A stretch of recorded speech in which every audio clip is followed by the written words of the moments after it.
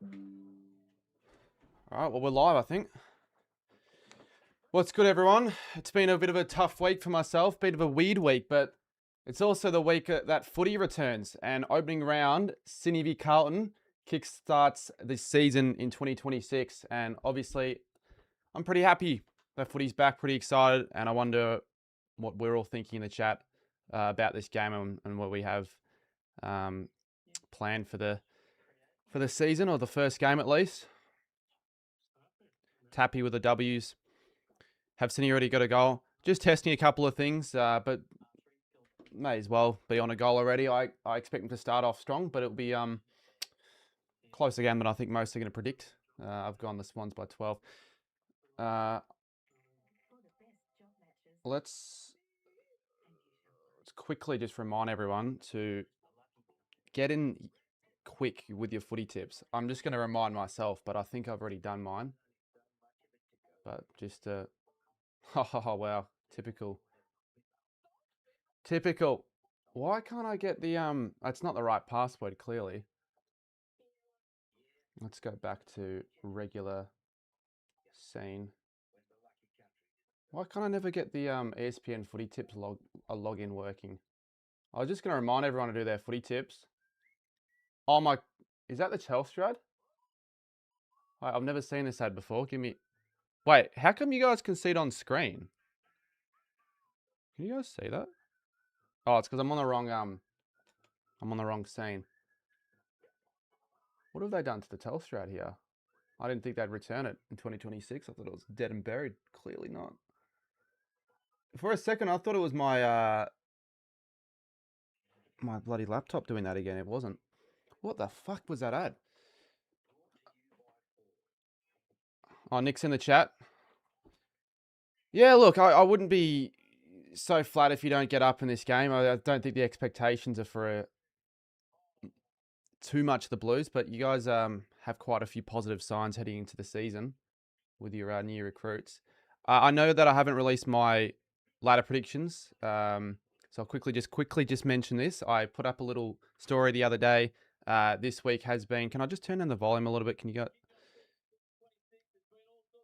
This week's been a tough one for me, just mentally, mental health stuff. Never really thought I'd have a problem, especially given it was coinciding with the start of the footy season. You would have thought that would just ensure that wouldn't be the case, but that sort of put me off continuing consistency with a few bits of content. So that's why I've sort of felt like a couple of the videos were rushed. Even this stream, not everything's as fully prepared as I envision it, but I've had a few chats with people and I'm pretty confident I can turn things around quickly and just go by week with content and just with my personal stuff. Just try not to look too far ahead. So those that did respond to that story, if you saw it, appreciate it. Those words mean more than what you guys might think. But yeah, that's why I haven't got my ladder predictions out. And I know it is really, really shit of me to do a post opening round, like opening game of the season, upload for a video like that, because I'm normally pretty bang on the money with a solid schedule date, but whatever. If I dwell on it, I'll feel really guilty about it, and I can't feel guilty about it because yeah, there's no need. So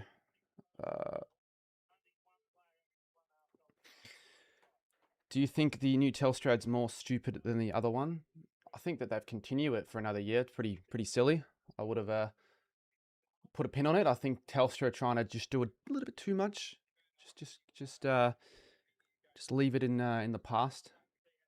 But overall, it's actually going to be good for engagement if there's more of that stuff, to be honest.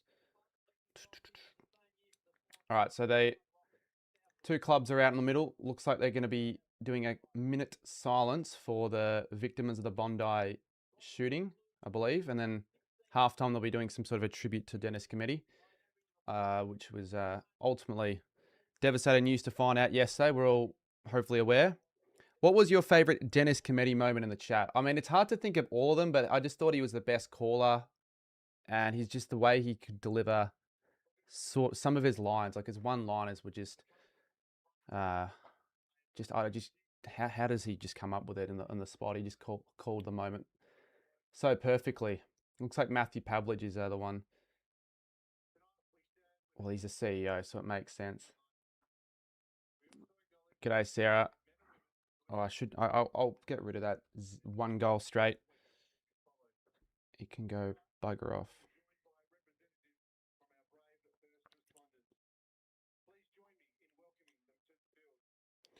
I'm not going to care about viewers tonight either. I just want a relatively enjoyable stream and hopefully get a few moments that will perhaps turn into a clip or two.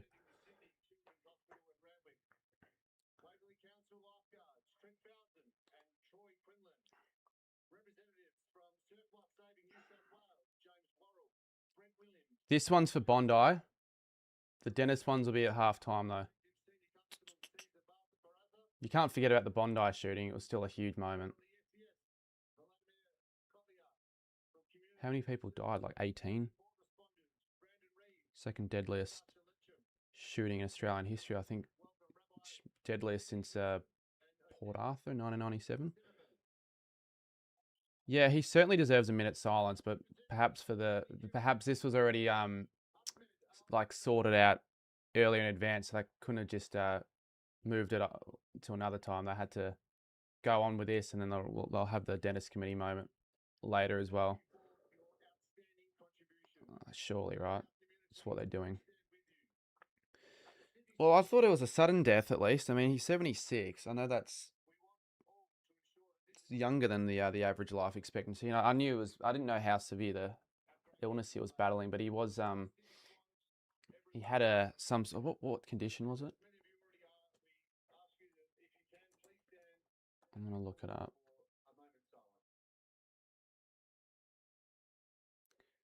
Well, whilst they're doing their moment of silence, I'll do a moment of investigatory work.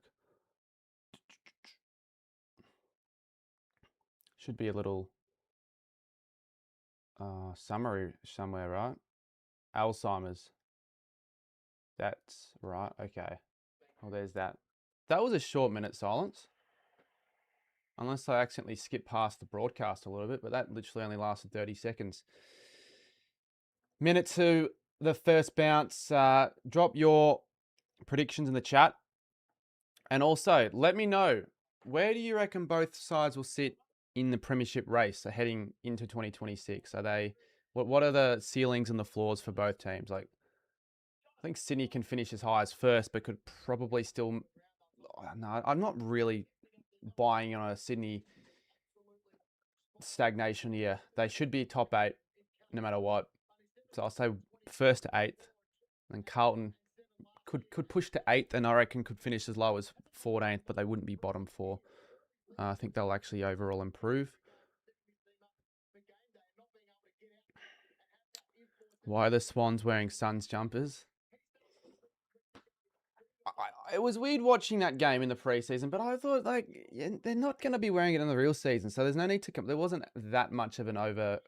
There was a bit of an over blow up from the Suns in the sense that they were, or the Swans, I should say, in the sense that the Suns are wearing similar colours. It's a preseason game. It wasn't even a Guernsey they're going to wear regular season. And Carlton, they're not really that experimental with their Guernseys, but at least they've got that the raised monogram. That looks nice. I like it more than the original one.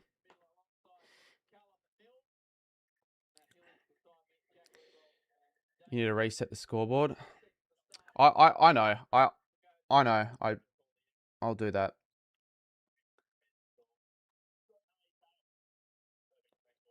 Although I thought it was already reset.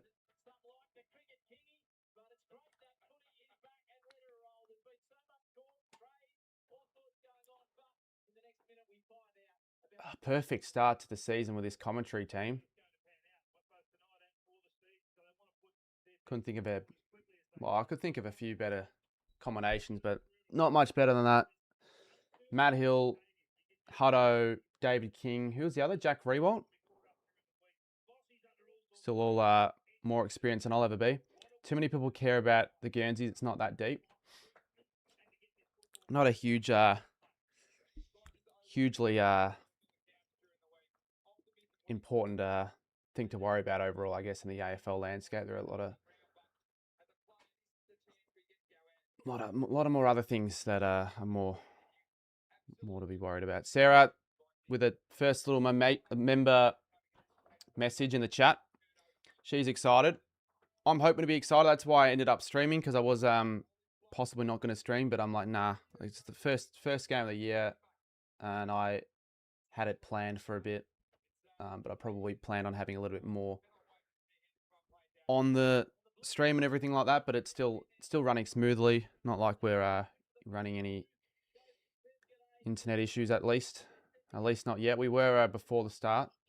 Just had to reset the NBN, and it was all good. Will you do guests this year? I will be doing guests. Probably not for this week. I've got to dedicate more time to like plan certain bits of the content this year. But anyways, first bounce. Make sure everyone got their tips in. I think last year I forgot my first game. Wow. Straight off the blocks. I wasn't really expecting that. Brody Kemp, the player, as well.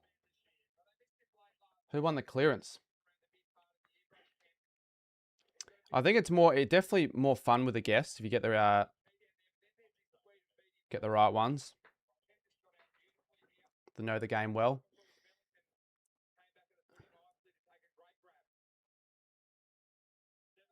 Oh, he's 40 out here. I actually don't think he's going to kick this. And I was right about that. He's missed it.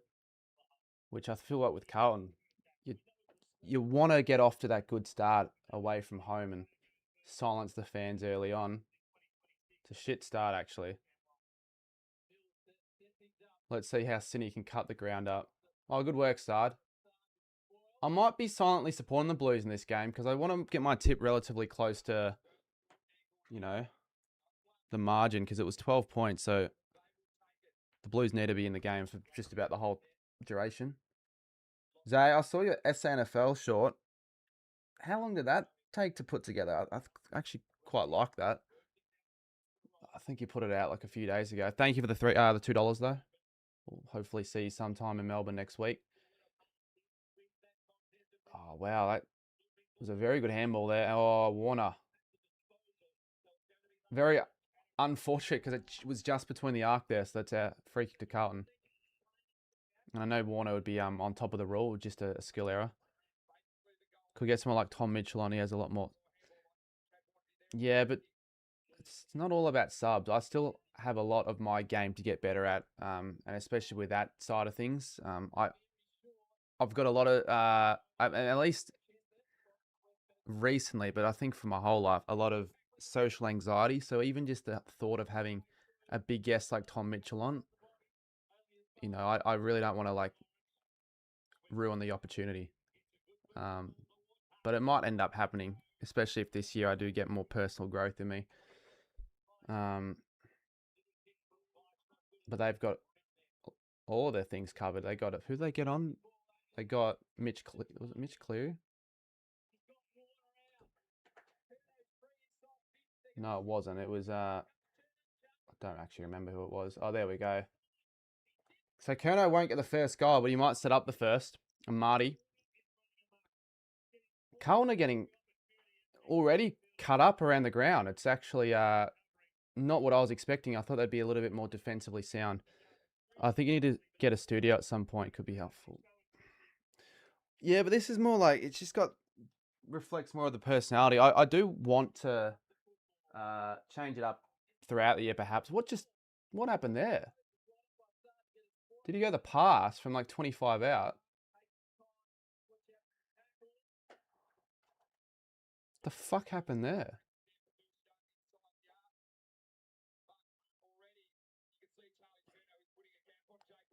I don't think I'll be remaking the Telstra again. Too much work was put into the first remake. I might get old pretty quickly. But like with these continuous punishment stuff, I guess who knows? It's out of my control, perhaps.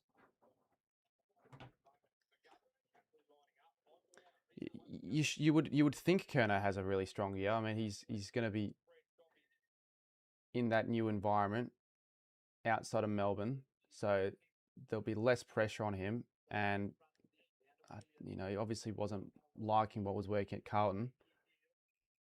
The relationships with the players sort of fell through.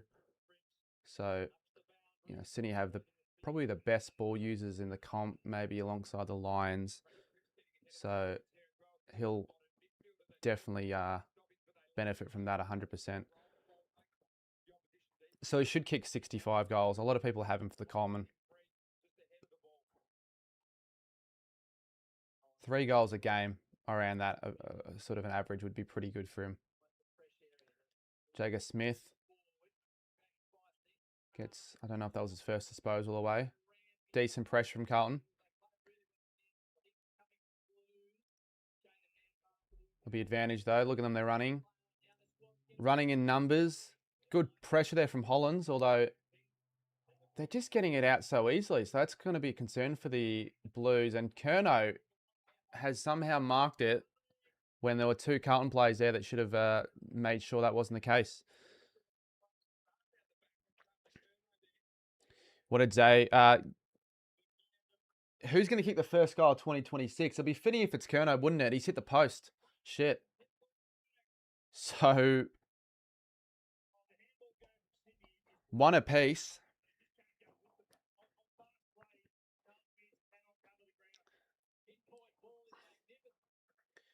Now, Carlton, they've addressed their ball movement issues in the preseason. Let's see what they can do here. Smith, he's a good ball user. No, it's not a good kick. McCartan drops it. Kemp, good luck from there. Oh, he's kicked the goal. So he's got the first of 2026. He's kicked it from a pretty difficult angle, and the Blues are up here. That's what they want. Couldn't do it when it was easier from a better angle, but he's done it from the pocket. Normally the Blues get a solid start, though, against the Swans at the SCG. It's just whether they can do it for 4 quarters. Looking at the replay. So Smith kicked it straight to McCartan, but whatever he did there, I want to get his time back. That's a good finish. It's goal of the year so far. I doubt it'll even be goal of the day, though, to be honest, or the game. Let's see if I've got things sorted. Once again, it's a little. Everything's still a little bit rusty. I know it's been not the most ideal start to the preseason for me on the channel, but ultimately, if I can fix stuff in my personal life, the content will flourish from it. So 7-1. I don't know if I clicked the wrong fucking team. I don't know. I might have clicked the wrong team. But that does it well. That works. Kerno 55 out. Nah. Already having some feel in this with the opposition. So 2-1, 2-7. How has Side got so much space there? Wow. Lots of space in this so far, this game from both sides. Mackay. Will you do goal songs? Yeah, probably for round 1. For round 1, for sure. Another one for the Blues. And it's Hayward. And he's just calming the fans down, telling them it's no longer their home ground anymore.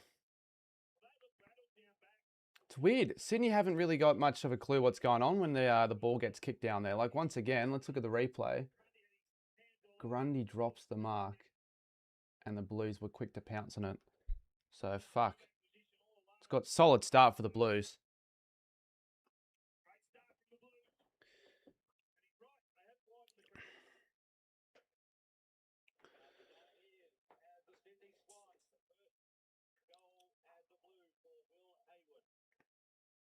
Set for 16. I'll talk about it at quarter time. Pat Cows.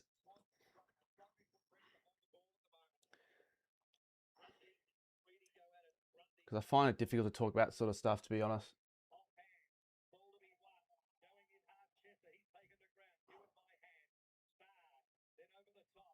I think Welsh is set for a big year, to be honest.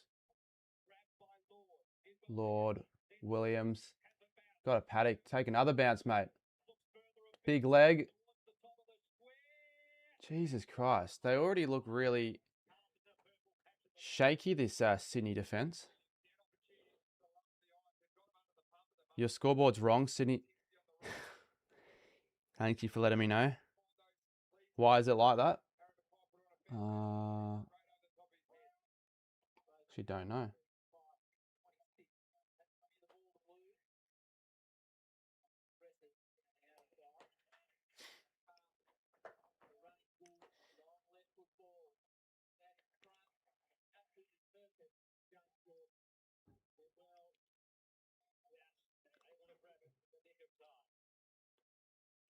Jordan goes back in.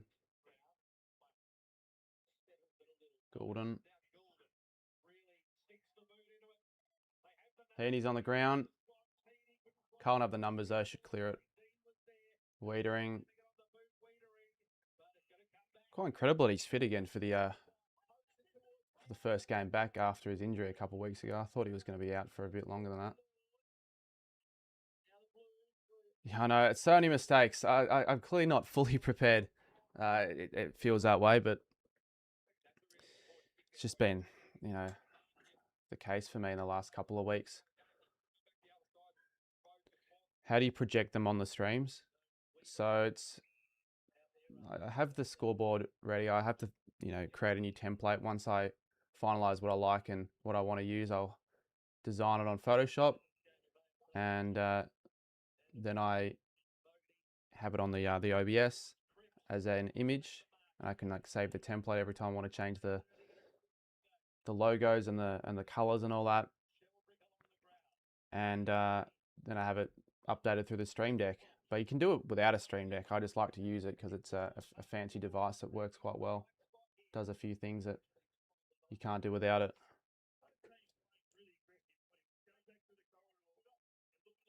Everyone tipping Sydney to do well this year in shambles. Well, it won't affect where I ultimately have Sydney in my later predictions. It'll look silly if they end up losing, but it's only the first 8 minutes.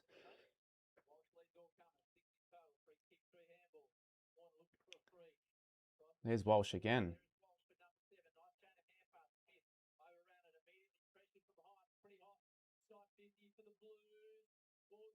I mean, Sydney are around the footy, but they're not really affecting the ball carrier for any Carlton ball carriers, and the pressure isn't really that high. I don't know what the pressure gauge is, but I assume the Blues would be higher than the Swans at the moment. Smith.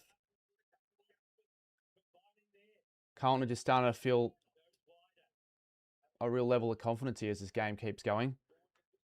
Which players am I watching for fantasy? Definitely Jagger Smith is a main one, but that's everyone. Golden. Yeah, Golden. Maybe James Jordan. I'm not sure if Grundy's still an option that many people are thinking about, but I'll have a look at whoever's the highest score, and that'll affect my decision for next week when I have to do my team, and also Supercoach as well.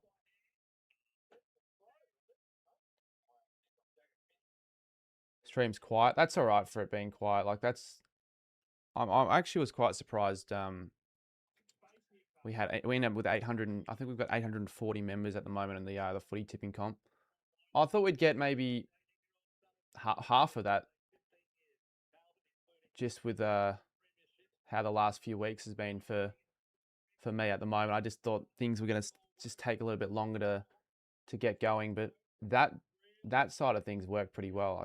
I'm not going to lie, but the streams, yeah, maybe I'm feeling a little bit of the pressure. I'm not sure. The pressure of the streaming lights. Yeah, I saw the new Telstra ad. The first time that anyone saw that one. I don't know what to think of it. I'm not a huge fan of it. I thought they should have left it in 2025, but looks like we're back dealing with that shit for another year. Imagine your first game of your new club is against your old side. Well, that's the case for a few players. There's Tom Papley doing a few bits of warm-ups, I guess, before he gets onto the ground.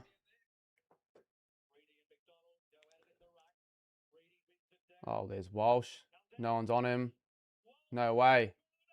Nah. Almost, though. They can lock it in here. Streams are better with special guests, depending on the guest. But yeah, like, I want to get the guests on. I just, figure out how all that will work.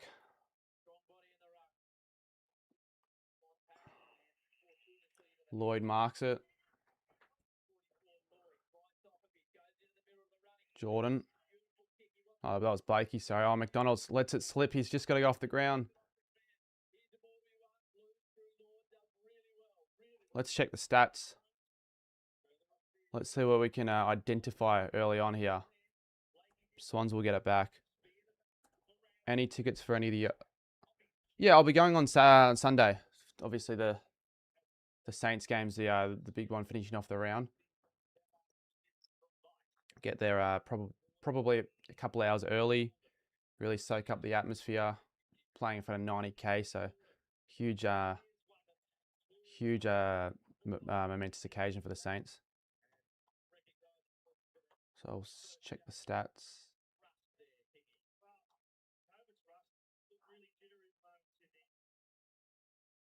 Yeah, Blues have been certainly on top in most of the areas. Disposal efficiency 71.4 to 66. Inside 50, 71 to 50. Haven't scored a goal yet. Looks like the ball's been coated with a bar of soap every time Sydney get near it. Can't take a mark to save themselves.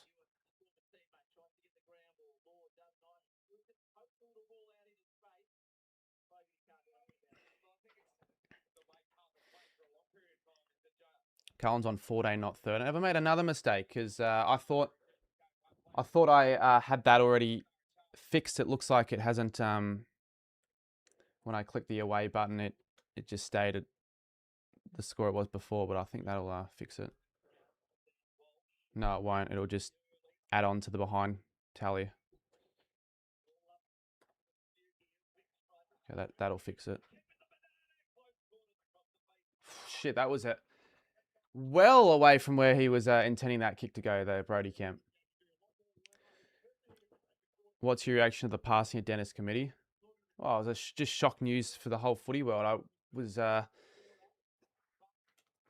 you're certainly not expecting it to be happening. Just what happened so suddenly. So hopefully he gets the recognition he deserves. He's been an icon of the game, the commentary game. I mean, my favourite commentator, I would have to say. Just knew exactly what to say at the right time. You should find a way for the scoreboard to update automatically. I did find a way for it to do that, but there's always issues with the OBS stuff, and ultimately I didn't end up getting around to finishing it. I've been battling with mental issues, so if I feel off on this stream, it could be because of that. Like I do feel a little bit jittery, shaky, but I really do want to at least kickstart something for the stream's sakes, and I wanted to watch this game live, and whoever wanted to join me,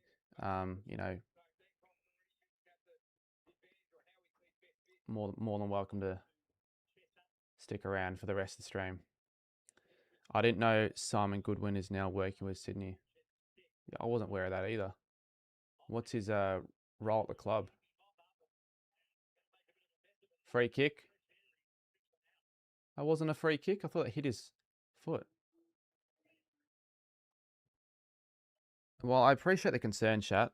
Hopefully things get good, and I'm overly optimistic. I'm overall optimistic about the whole situation, but it was even today, like I woke up with really no sense of direction. It really took a bit of talking with a few people and just making myself actually feel a little bit just overall more calm and more composed because I'm currently still feeling a bit jittery and all that. It's like I'm trying to do so many things. I'm like, just watch the game and just don't worry too much about it. You might get your first big call right this quarter. True. I think that's worthy enough to be claimed a big call. Like 3 goals in a quarter happens less than once a game. Probably only like once or twice around. So be a good start. And then I'll have to avoid whatever the punishment was. I don't think I checked it. Someone told me it was fly to, I think the next interstate trip that I make, depending on the score the Saints kick, that's my budget. But I don't even know if that's realistic at all. I'd have to I'd do a lot of swindling to get some stuff for free.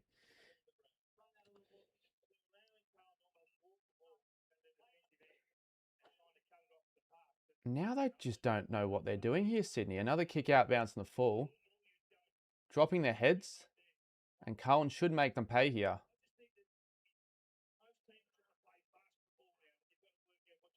Maybe everyone was completely wrong on Sydney, or it'll take them just a quarter to get going. Pitnet couldn't mark that.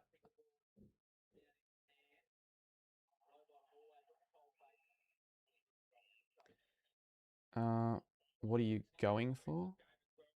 I tipped the Swans by 24. My big call was Carlton to get in front quarter time. Swans by 12 was my pick, and at the moment it's the other way around. Well, only 9% of the tipsters went to the Blues.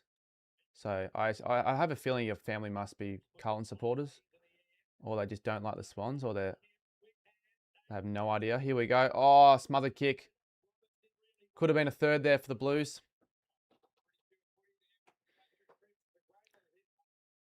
Just shows a sign of maturity there, Jagger Smith. Getting to his teammate in his first game. Feels like a 100-game player already.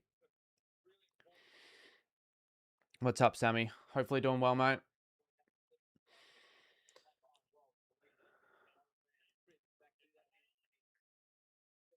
They are targeting Smith, though, when he gets near. They know he's a red-hot name at the moment. But if they over-focus on their attention on Smith, then it'll leave other players in the Carlton midfield all alone. There again, looking for options. Wasn't the best kick there. The fucking... They have so much time to get rid of it. They had so much time in the Blues. They're still going to get a kick away.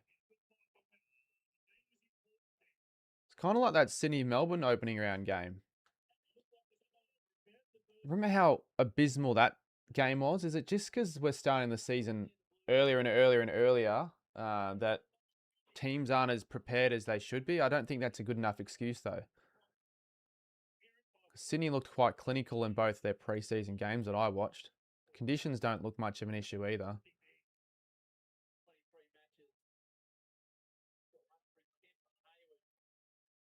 Come on, make the most of these opportunities here, Carlton. Ollie Hollands for their third. He sprayed that badly. He'll definitely be let down over that. Can't let it get to him, though. He's got to keep his head up. Still up by 2 goals. They're still in control of this game. And at the moment, it's a bit of a shock start.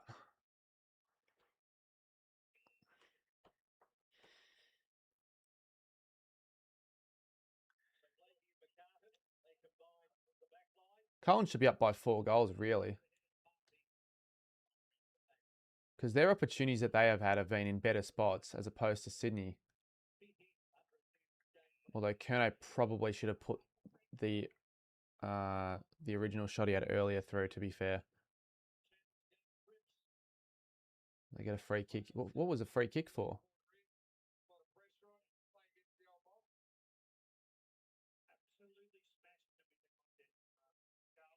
What's the clearance numbers?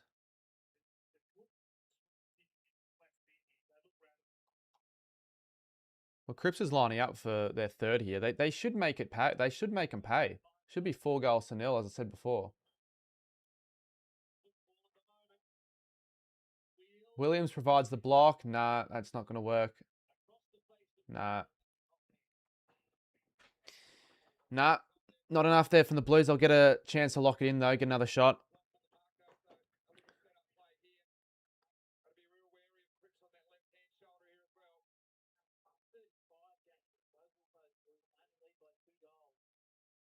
Yeah, that's crazy. 35 disposal differential.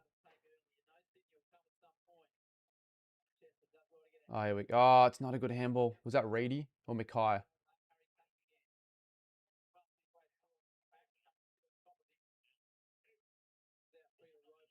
Wiedering, mark that. Marty spoils it over the line. So there's 2:40 in the quarter. Free kick, Carlton. Nah, I'm not on the agenda. Free kick, Carlton. Carlton have just been getting in the first the footy, I guess. That's what's been winning them more of these free kicks. What is the free kick count? It is 6-2. Nah, I still don't think the umpires have been favouring any sides yet, though. Another inside 50 of the Blues. Mackay there. Cripps. Kemp. Been busy. Another drop mark in defence. Was that McCartan again? Take him off the ground. He might be their best defender, but get him off. It'll come back.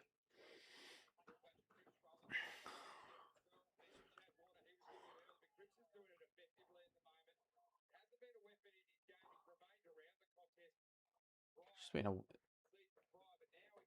Well, it's a dewy. It can get dewy in Sydney at night. It does seem dewy out there, but the conditions don't seem that like against the Swans. Like they should be well prepared for these conditions. Here we go. This is what we know Sydney more for. Better ball use, and a Marty will line up for the first for the Swans in 2026.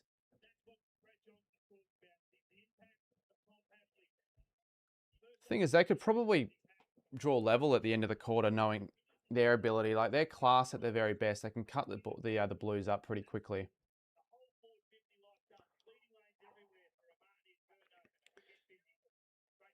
If you're asking me why the ball's slippery, like I'm in the ground, like knowing. Well, look at Amati. Looks like he's like sweating it up. He's missed it anyways. They won't go at the quarter without scoring a goal, surely.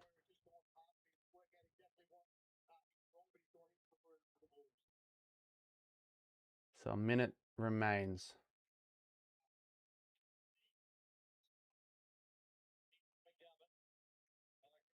Hollands will see it out. Interesting what to make from this first quarter, it has to be said.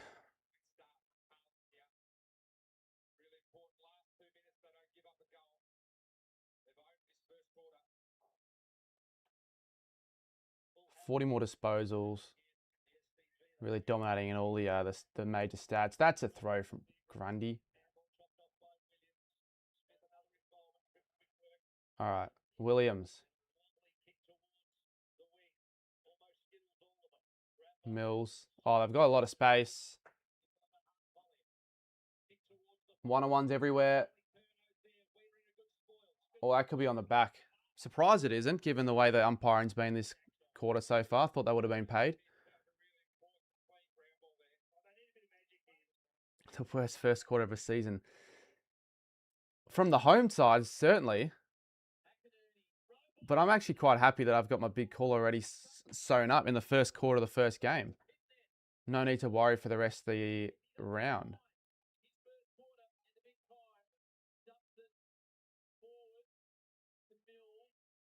Jesus, these turnovers are... Dean Cox is going to be so furious with some of these, basic skill errors that you just would expect to be executed from some of these professional players especially. Well, there won't be any more opportunity at scoring. Michael Voss is happy. Play like that every quarter. I don't know if it says more about Carlton or if it says more about Sydney. I reckon it says more about Sydney because it's not like Carlton have been absolutely on top of their A game. They've been pretty good. Sydney have been so disappointing.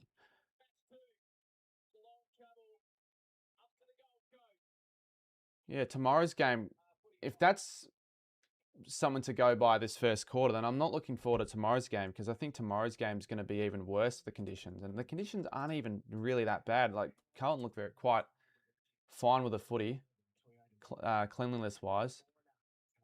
They were making... They were... Yeah, they were making the news breakings were saying that there could be another cyclone for the Queensland games, but I just feel like there'd be more coverage on it if that was really the case, if there was ever a chance of the games being postponed, but it probably will be a wet one.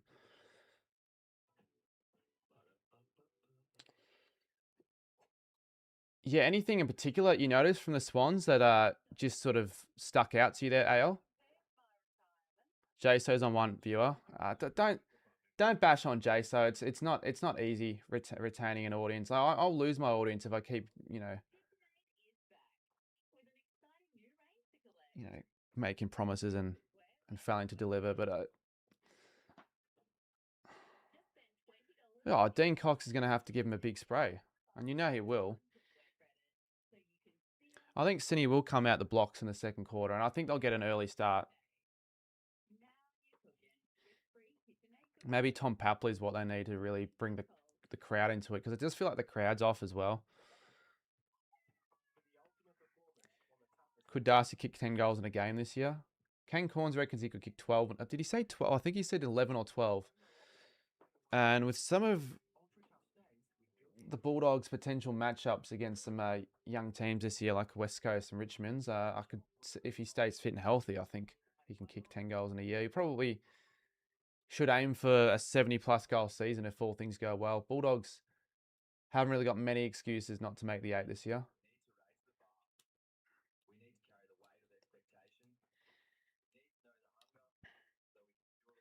It's a good question.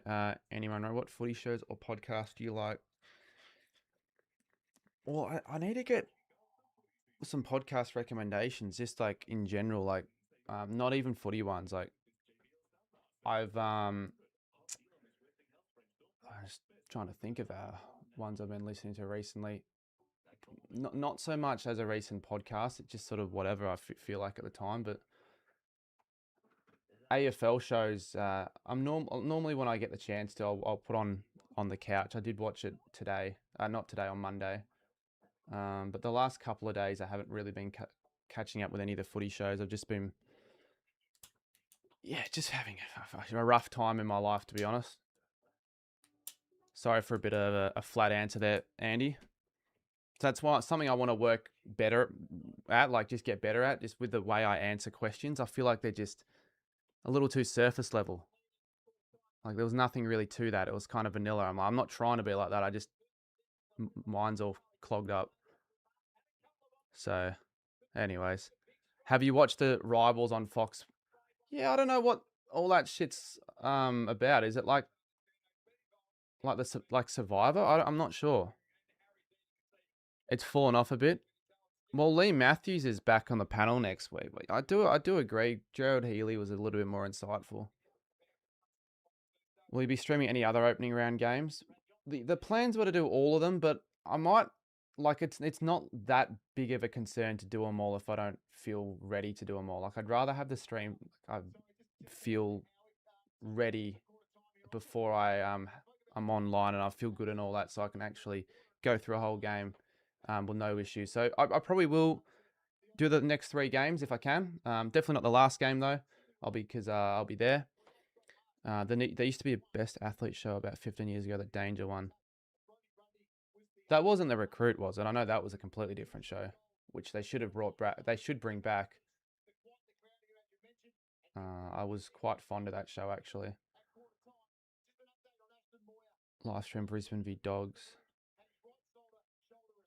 Yeah, well, I don't know how many other streams are on right now that are also doing the game, but you'll probably get good enough coverage if you watch one of the other streams. I don't end up doing one, but I'll do my best to do so. The main priority is just make sure to get those ladder predictions all sorted tomorrow. How many episodes are there on the Saints documentary? Is it just the one? just a one and done sort of thing. And hopefully it's longer than 20 minutes.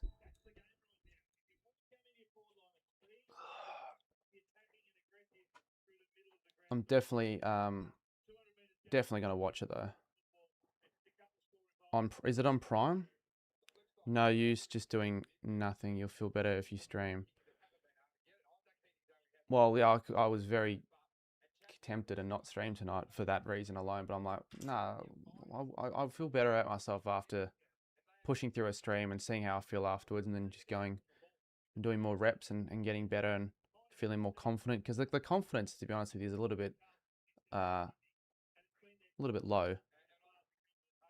It's just something that I'm sort of dealing with. It's weird. I haven't really dealt with this sort of stuff before. One and it goes for an hour and a bit. Yeah, that's elite. All right, I'll give it a watch.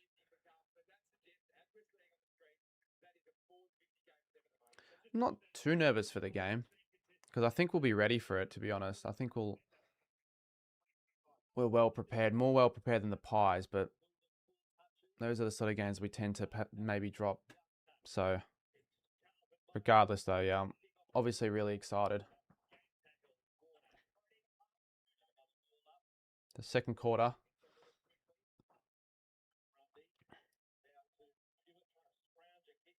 Let's see if the Swans' intensity lifts here. So far, so good, though. Gordon with a really strong tackle.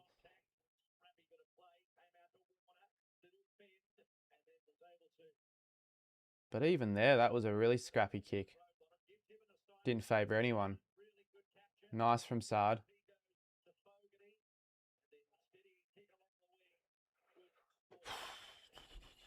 Well, if Carlton keep this up for the rest of the game, they'll win because they got the 2-goal advantage. And even if Sydney lift their intensity, I'm backing the Blues in from here, to be honest.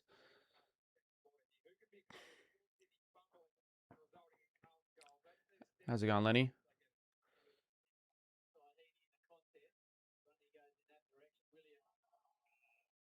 Matilda's are on. Is it for World Cup qualifications? Friendly? Asian Cup? Not quite online with the Matilda's fixture. I'm certainly more aware of when the Socceroos are on, but the Matildas are huge in this country. Who are they playing? It's the Asian Cup.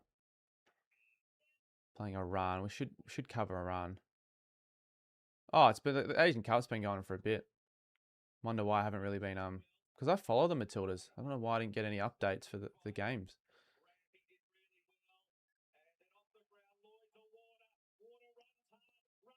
Looks like there'll be the first goal. No.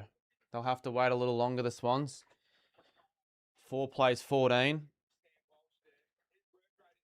I want to go to Dogs v Giants. I know, I think it's that Adam guy and a few other people in the GWS cheer squad that I've caught up with a couple of times. Was there in Canberra, linked up with them. We were there together as well. I think I'll probably go to that game on Saturday. It's weird because I normally know exactly how the first 4 weeks of the season's going to pan out.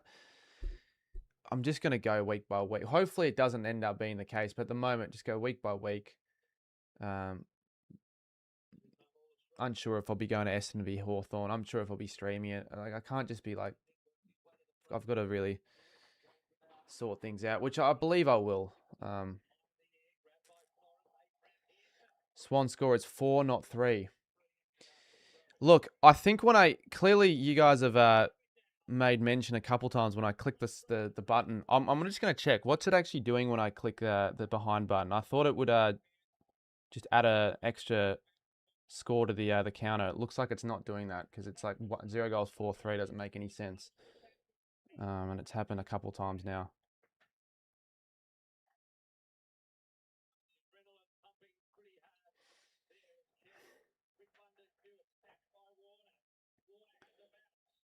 Promising signs from the Swans at least. Nah.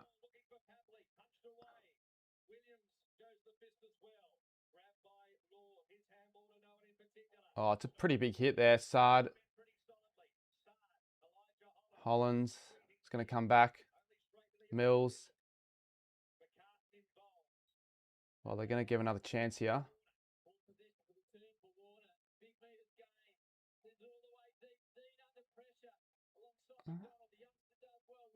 Solid from Williams. Get rid of it, though.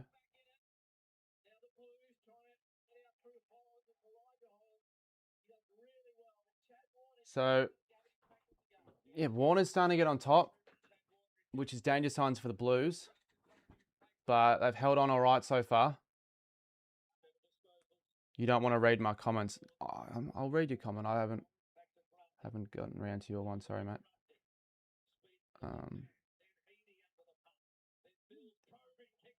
That's well. I'm glad to hear that you've been a fan for a while and you've found the videos inspiring. You've been 5 years is quite a long time actually, mate. So thank you.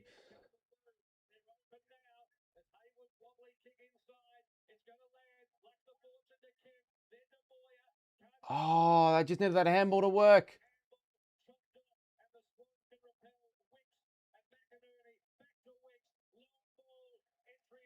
This game is just back and forth, back and forth, back and forth. No one can get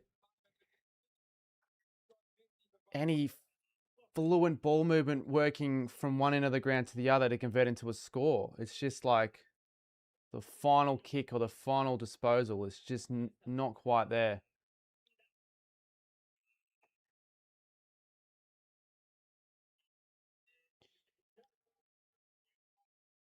Kerno's been involved in a couple of fights early on. Just a few small ones, though. Tensions could build even more throughout the game. Kerno hasn't really gotten himself into it. He had a couple of moments in the first quarter, but he's been a little unsighted in this quarter, more so. Are you going to the St Kilda v Collingwood? Wouldn't be surprised if the tickets are all sold. Well, yeah, that unless you're like MCC, you could get like a walk up, perhaps, but I think it's all pretty much exhausted, which is something. When was the last time a home and away Saints game was fully sold? Even at Marvel Stadium, to be honest. So it's just something that we're not going to be very used to playing in front of that big crowd, but we want to play more of those big games. We want to be taken more seriously in the comp. Well, Will Hayward, he's a really good recruit for them. Just a goal sneak. Swans would be quite disappointed in losing him. And I think this is for his second goal.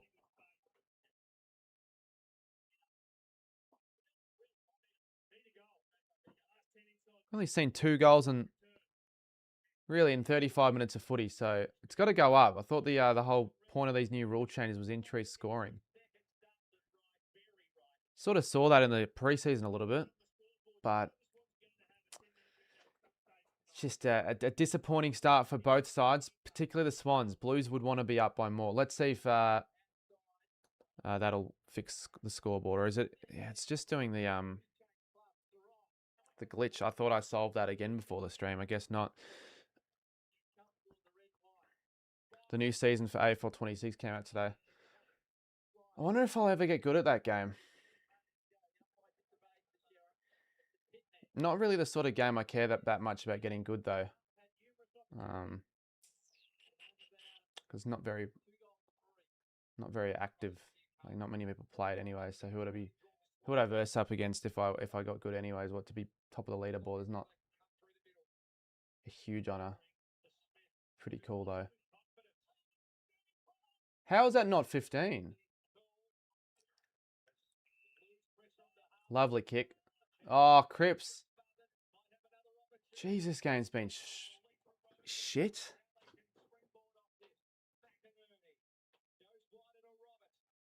Like, you just forget this is played at the SCG and forget it's opening round, and you think it's a preseason game.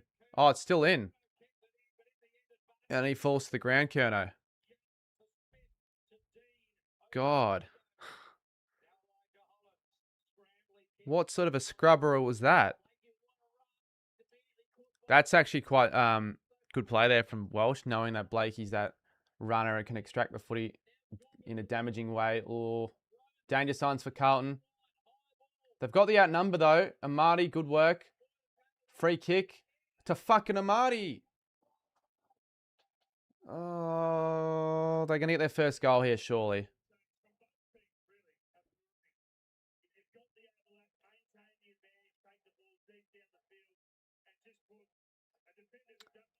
Soft. That was a soft decision there. They get their first goal through a soft call.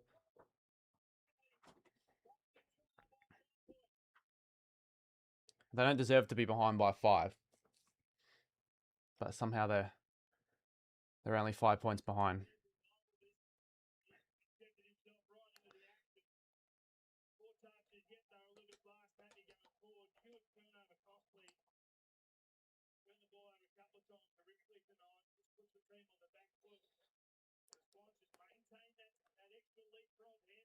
Blues got 2 fortunistic. Well, the first one was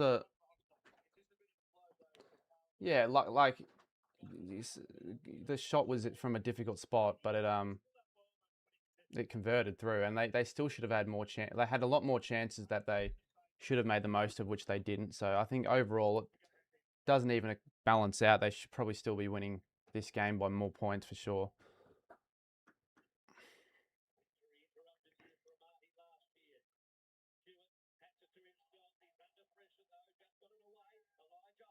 Hollands is with a second scrubbler.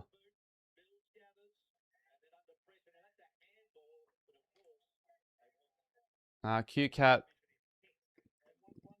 Sammy hasn't done anything in the chat. What my big call was, it was a total score combined under 110. You wouldn't expect that to be the case. I think the line was 170. So I think anything under 145 qualifies as a big call.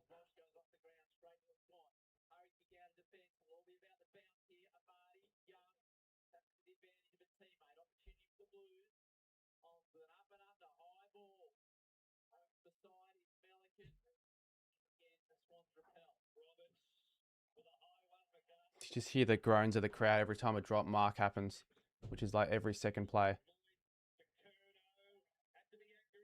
They've moved Kerno up the ground. Maybe they're just trying to get him a little bit more involved in the play. Because I wouldn't think Kerno should be up the ground at all.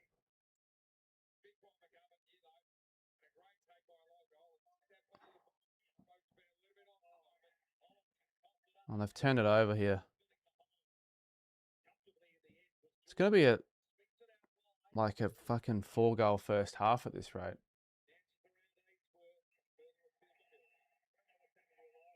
Yeah, well, I'll be going to St Kilda v Collingwood. Another 50-minute penalty. Last opening round was so much better than... Well, we were both there, weren't we? Got to experience opening round firsthand. Ultimately, I would say if I had my chance again, I wouldn't bother going to another opening round up in the other northern states, but it was good to get just a chance to see what it was like.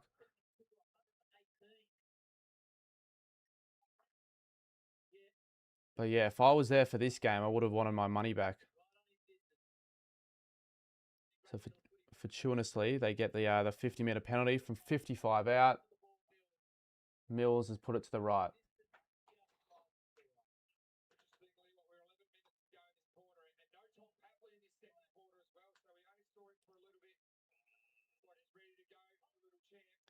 Why are they holding out on Papley? Is he just going to be that X Factor player, just saving his tank? That's my guess.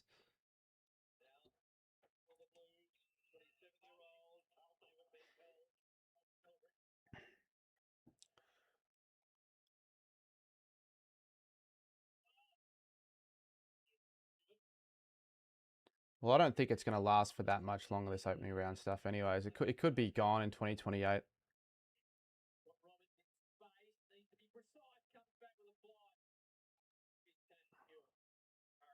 Last touch rule's worse than the arms in the air after a free kick rule. I don't have any issue with the last touch rule. People think it's going to place more of an effect on the overall quality of the game, but you only see like maybe a handful of them every game anyways, and it just speeds up the flow. So I like it a little bit more. I'm pretty much already used to it now. We've only seen half a game. Mate, that's going to be 50. Papley on the ground will get a 50-metre penalty.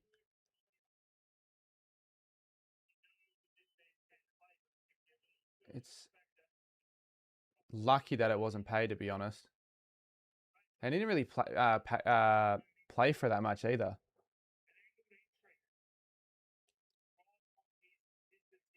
Was that 50 meters in anyone else's books?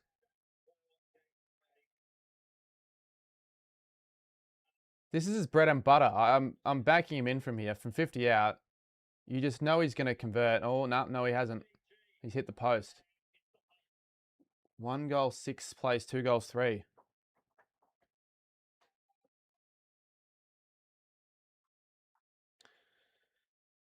Jesus Christ.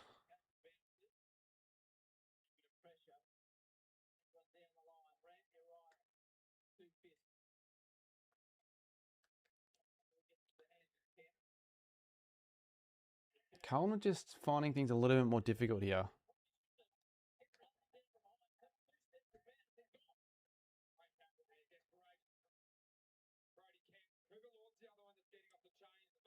I don't think it's stupid with the last touch rules. If you tap it out before the line, it's not a free. Are you saying like between the arcs? Well, it's last disposal, not last touch.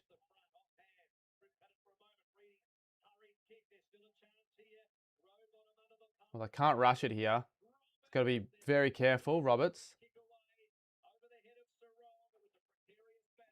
8:42 in this second quarter. We've only been going for 15 minutes, but it actually hasn't really felt like that long at all. It's just been a sort of a drag on. It's a first quarter scoreline. You don't reckon that's a 50? Oh, I don't put it past the umpires. Maybe they've relaxed on those ones this year. But if Papley milked it a little bit more, then I don't know. I thought it was maybe a possibility. So Carlton, you see on the little stat on the screen, they're the best contested possession side in the comp, and they've only really reinformed that position, to be honest, with this 20 contested possession lead at the moment in this game. They're winning first footy, but ultimately no real effect on the score with only a 3-point lead.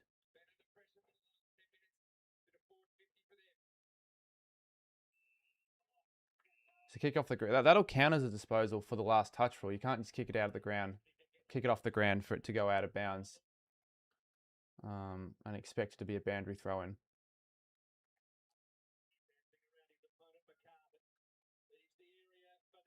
Jagger Smith.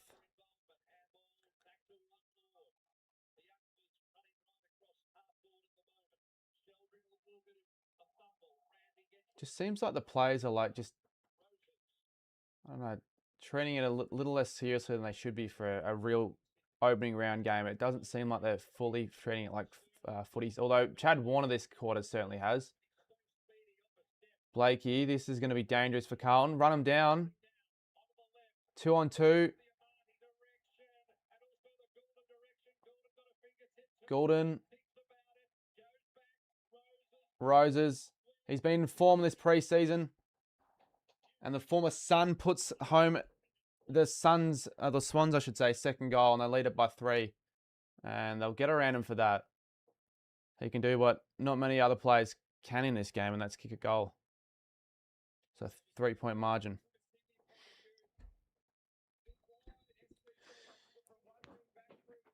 Max Hall could become a top 50 player, though. He's got the attributes, but yeah, I don't think that was the worst call that he made in that list. I thought there were some other probably worse ones. He did put like 9 St Kilda players in that list, though, to be fair. So I'm not going to give him all his flowers, but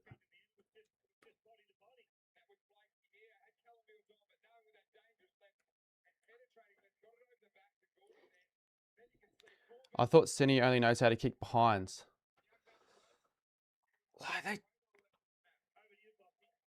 They're just getting into a game now, which is good.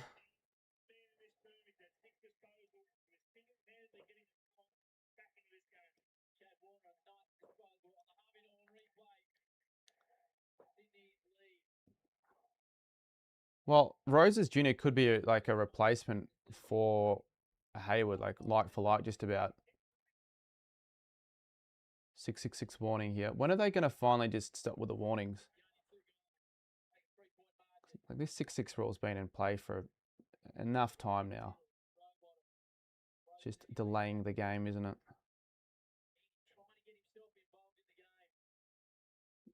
Heaney has been quiet, to be fair. Smith got many of options. Goes to Walsh. Was that weighted too heavily in the air? Williams, or Fogarty, I should say.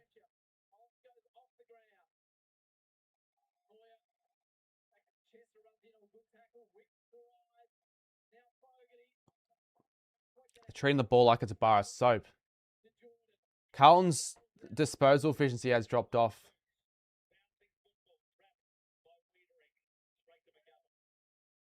Hey, that's a good... Like, McGovern, instead of going long down the line, he looks inboard. It feels like their intent is to look for the short target.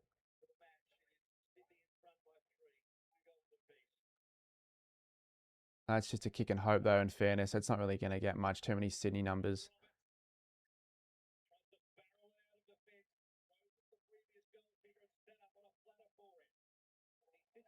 So much for Rose as being creative with his disposal. That went 3 metres. Where was the Bont on the list? 51st, according to him. It's quite incredible, his hatred against Marcus Bontempelli. I don't know anyone else who hates him nearly as much as Scoops does. Obviously, he's done something to him in some capacity in the last 4 years to have him think that way. Because I don't think he was against him 4 or 5 years ago. It's sort of become a thing more recently.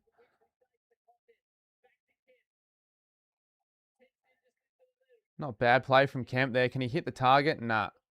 Not many targets there for the Blues, and the Swans are looking to go quick. Try to give the fans what they want, a little bit of excitement for the first game of the year. Haynes would have got Mark or Brownlow if he didn't. Well, not Brownlow because like he had an insane start to the year, but it sort of dropped off a little bit. And was it Lockie Neal that won? Oh, that was Cripps that won it that year. He ended up with like 45 votes anyway, so it wouldn't have made a difference. But Mark of the Year, I think undisputable that he would have got it in 2024. And then you could probably say the same thing about Elliott in 2025.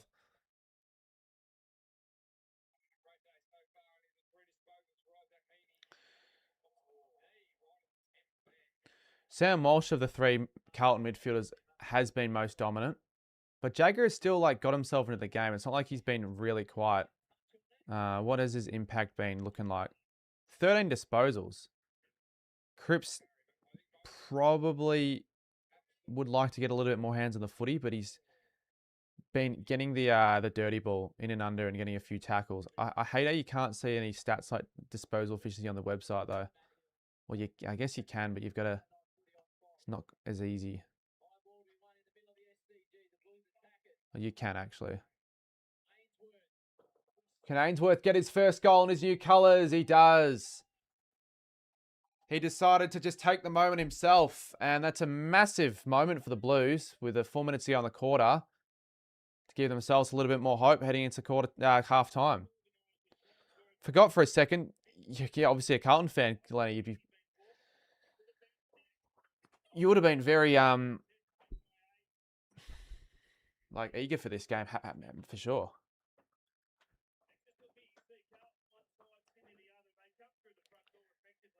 So there was just no one out the back of the footy, no one in the inside in the forward 50 for the Blues. So what else do you do but just go the shot and back yourself in?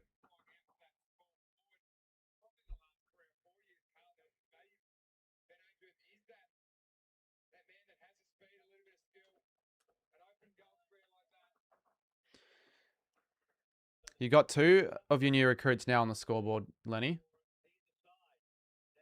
It's a good start. And you're in the game as well. Like, could have seen many Blues fans fearing that it would be like 4 goals of a margin Sydney's way at half time, but it just hasn't been that sort of game. I think I said in the legs tipping comp that Kerno would kick 3. I thought that would be pretty safe for him to at least kick a couple.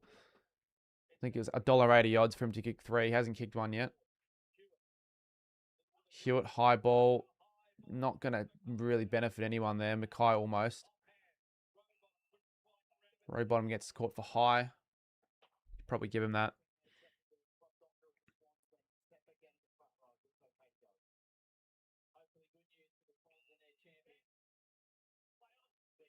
Gordon hasn't been that influential. Heaney has been barely unsighted. Oh, geez, you just got to be taking those. Warner there. You expect him to cleanly pick it up. He does. McDonald extracts it out. Lloyd. There's a 3-on-1. Surely they cover this. Kerno, he's looking lively. Every time he gets near the footy, it's like it goes up 10 to 15 decibels, the crowd noise. It's quite crazy how much of an impact his presence is having on this game. But he hasn't done much yet.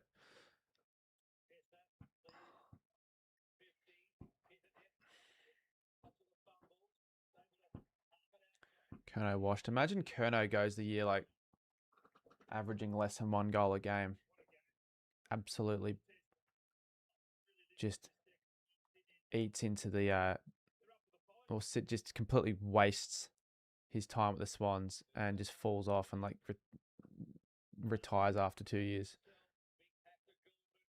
Just completely falls out of favour with the game or some shit like that. Walsh is looking good. Mackay hasn't been in as many contests. Well, he's been in contests, just hasn't really made many of them wins for him.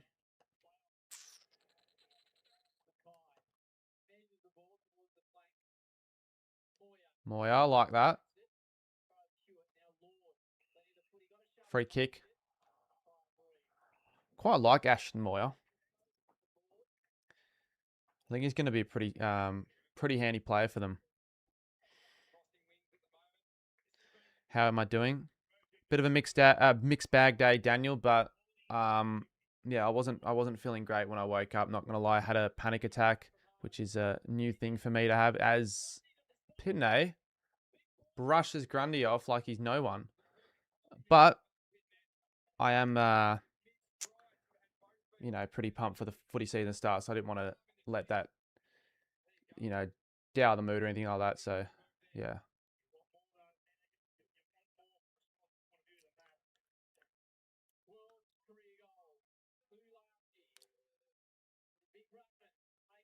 He's normally all right in front of goals, isn't he? He's kicked it. And that's what you got to do. You just got to get the plays involved. Get them really pumped. Show that you care. And it looks like they certainly do. So they lead them by 9. Blues by 9. Could Heaney be done for the night? That would be a huge story. I wonder if Grundy was trying to look for a free kick there. The lid will be off if they end up winning this game. You're not going to hear the end of it. But there's still another half to go. I expect Sydney to get at least a little bit more fluency in their game in the second half. They've had a better quarter, scoreboard wise at least, but still just really difficult for them to actually get genuine ball movement going. Here we go, McDonald. Nah. Blues are away here. They'll slow it down. Might chip it around a little bit.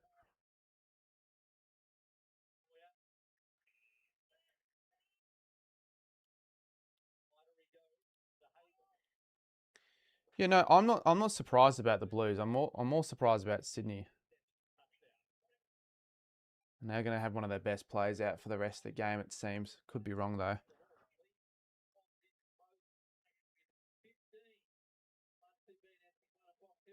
It's quite a nice aerial shot. You got Allianz over there in the background with an event on as well.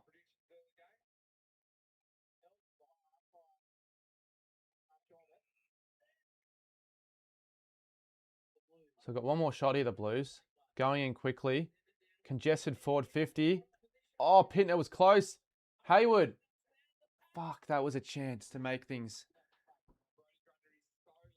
really, really, scary for the Swans in the second half. 15-point lead. It'll be 10 points at halftime though.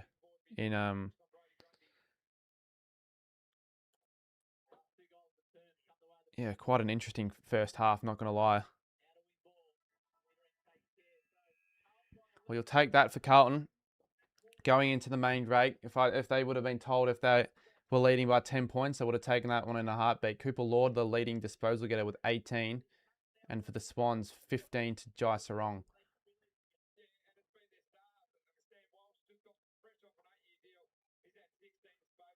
Somewhat a good half. Well, you take the fact that you're not playing your absolute best footy and you're still in front against a highly fancied Swans outfit who would have wanted to kickstart things, fresh start, kickstart the season in a new mind at the SCG. And they've only scored 18 at halftime. What am I doing now? I'm just going to go downstairs and get a drink of water. Well, actually, I probably should do that. Clear my mind a little bit, but I reckon I'll just talk about parts of the game. I've got to find that element of me to focus on areas of the game to talk about. But if Heaney is out,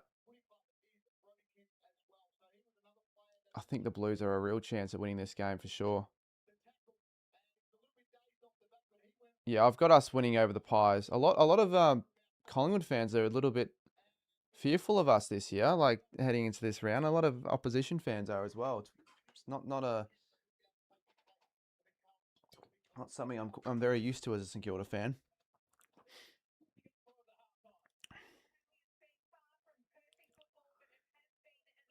Can you please read your emails? Yeah, I'm gonna get to them tonight. I won't do them on the stream though because it'll distract me. But if you sent me an email in the last 2 days, I haven't responded. We'll do that tonight though.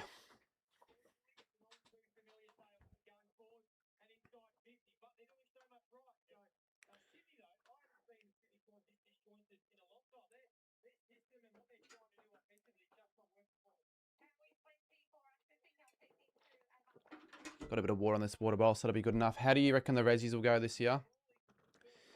I'm not sure how much of footy I'll be even playing for the Red. What time? When does the season start? It's about donating for tipping prizes. Oh, awesome! Yeah, I'll get to him. Rezzies should be in for a pretty big year. You guys bowed out in a grand final last year, so assuming you guys have most of your players from last year, you can go for another tint at it this year. Do it for Rogie.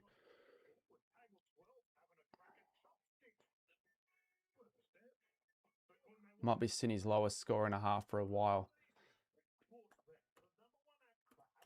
I'll have a look at if that is the case. That it'd be their lowest score and a half for a couple of years would be my guess.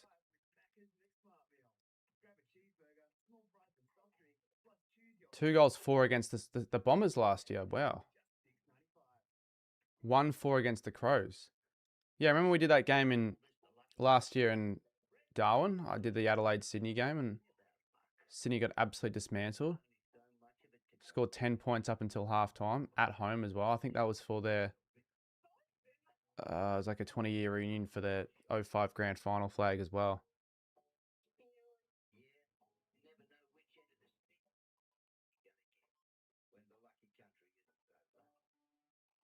Who gets up from here? As long as the Blues don't really drop off, if they can continue dominating possession and just maybe looking a little bit, lowering their eyes a little bit more in terms of their targets, because they've had way more of the footy. 51 more I'm going to check this. Let's get the stats on the screen. Get rid of that ad.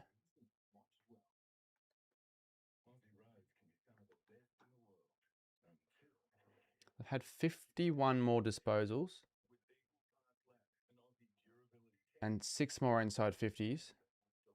So they easily could have had a few more opportunities at scoring chances for them, but like it's just been quite congested around the footy.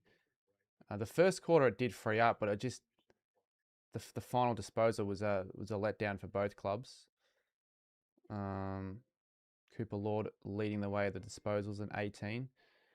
Sam Walsh, if he can maintain this 53, 106, I'd be eyeing on a possible Sam Walsh fantasy pickup, but there are probably better players. Errol Goulden, only the 8 disposals, so Sydney's big name players really haven't been that influential, have they?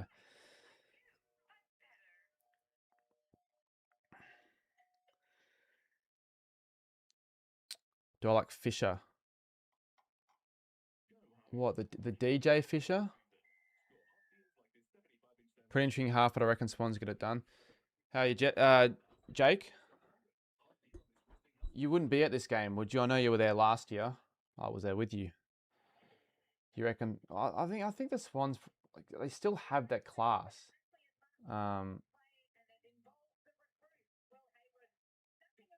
But they've got to get into gear in the second half because Carlton could still level up as well. So it's like Sydney are playing. It feels like in second year at max. Carlton maybe third or fourth. They still have a few more levels to get to. I'll let you know what I think of it when I watch it. Chase it. I haven't. What's it? Yeah, Chase it. I haven't actually gotten around to watching it. Any of the new Amazon documentaries, which is weird because I would normally have all of that pretty covered quickly. I'd normally be onto it right away, but I will watch it soon. Looks pretty quality, like the previous Amazon documentary, the Making Your Mark. Jagger Smith has done his bit. I mean, he's racked up the footy. He's been a little bit he's not been as effective with his disposal, but still directing play. And he looks like he's going to be a really good get for the Blues. He's the rising star pick that everyone probably has.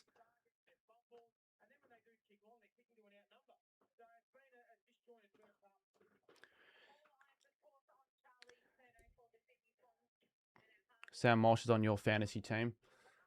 Man, I've got to get the fantasy stuff just ready to go. What's my team looking like? Let's go and have a look. Check how many people are actually in the league as well.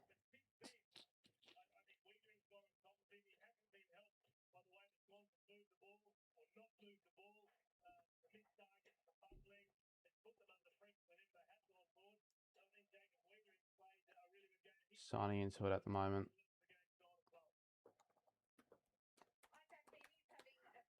Thoughts on Geelong's wideout? Nah, I'm not a fan of it.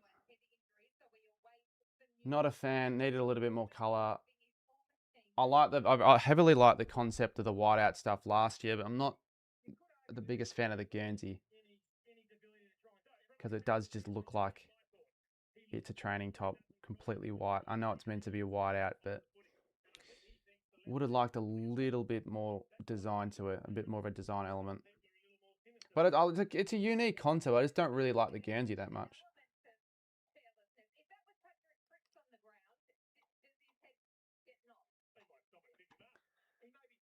I haven't got much time to get fantasy all fucking sorted.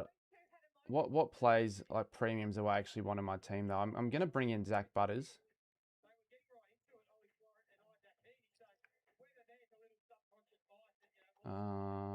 Where's Jagger Smith? How do you join your league? Well, the link should be. It's not in the. It won't be in the. Actually, yeah, it won't be in the description of this stream, even though I'll have to make that updated. Stay on. Can I just quickly save? It's only one player. Doesn't matter.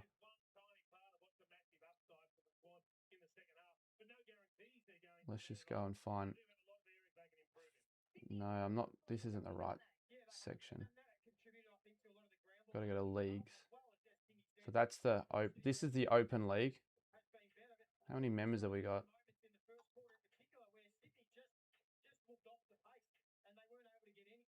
Well, we've got actually a decent amount. What the hell?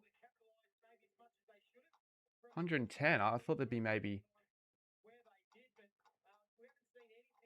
half of that, but I was underestimating the appeal for fantasy. I'll check the Supercoach one in a sec. Let me just send the code in through the chat.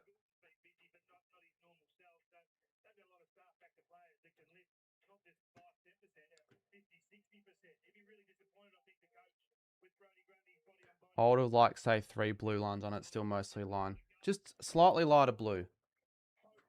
Keep the hoops. They have they released the retro design as well, the new retro Guernsey, which I didn't mind.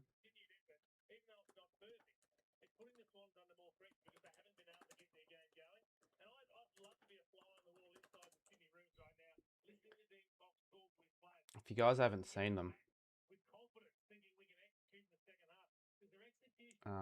their event Guernseys here. The one I like most is this one though. I actually still am quite fond with this design. This is just weird. It looks like they're wearing, yeah, like a training top as it before. You cannot tell from this position right here, from this far away, that there is any bit of design on the Guernsey. Only a faint little hoop right here.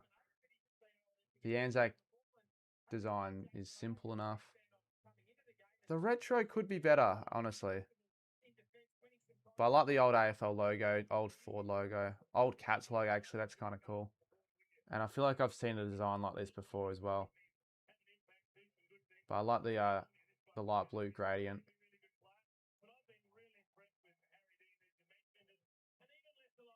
Oh, I didn't even notice this element to it.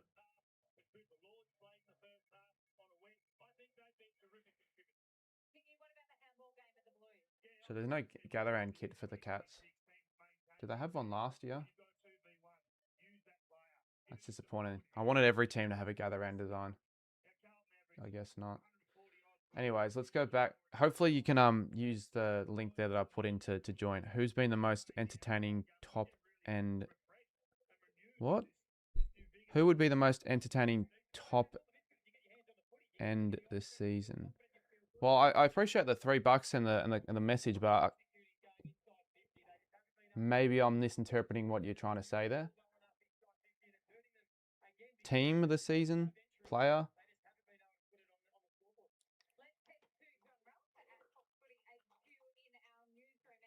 We'll go back and...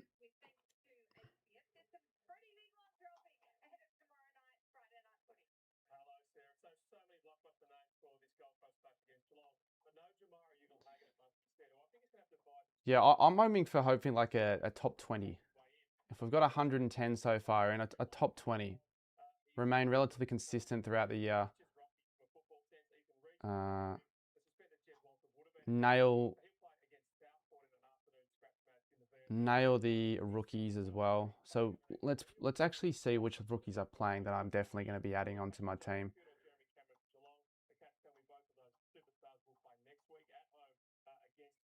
You don't want to be adding too many players that are playing opening round as well. But the thing is, 10 teams are in opening round, which would just make the whole situation so much more confusing.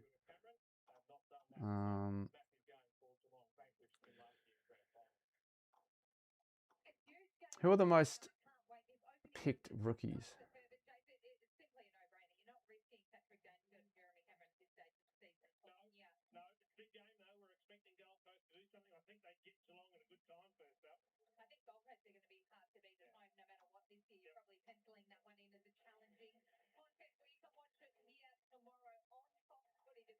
Can I check it here? I'm not sure. I'm not on it this often, this app.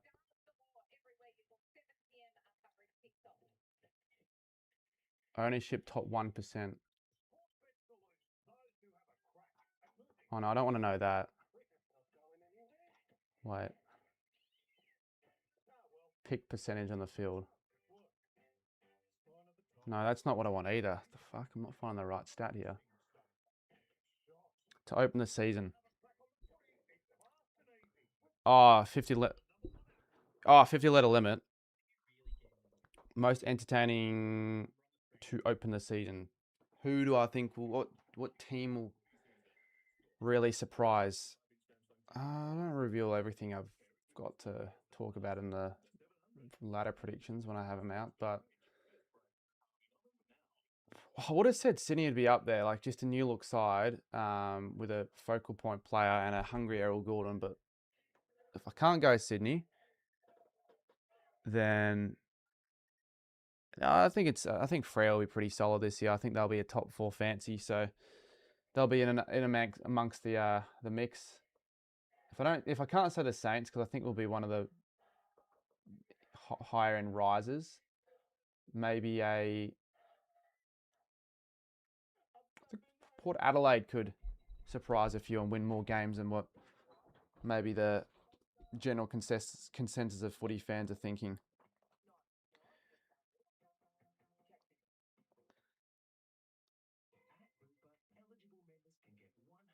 Four minutes.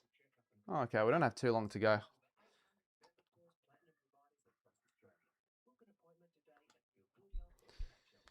We are, well, I don't know about ready for a new season, but I'm excited for this new season, as always. Yes. Gone is the cricket season, counting down the days, and finally we have real footy back and back every week. So we'll have consistent footy every week from now till grand final week. So that's footy for a full 6 months, isn't it? Or actually 7 months. Hopefully we're in the we're in the action in the end of the season for a few games in September. That'd be nice, ideally.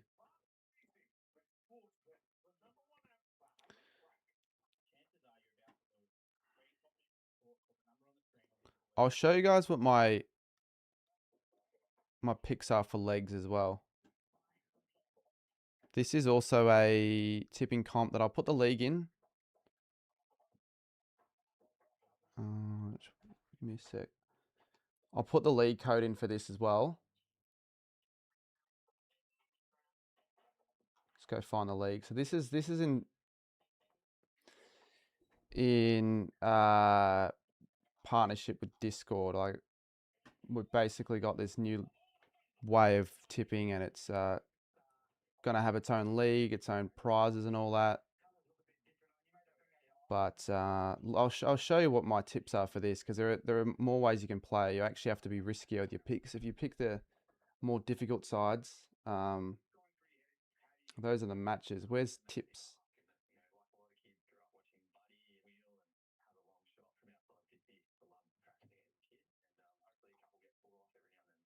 Am I not on the right one here? I should be. AFL tipping comp. Where's my league?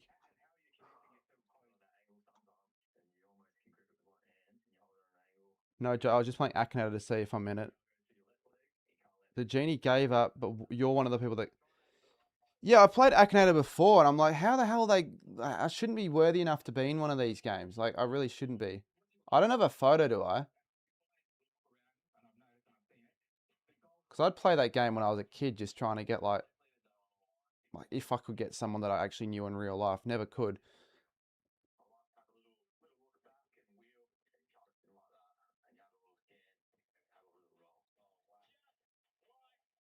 Oh, because I haven't logged into the freaking. Well, let me just log in then. Let me log in.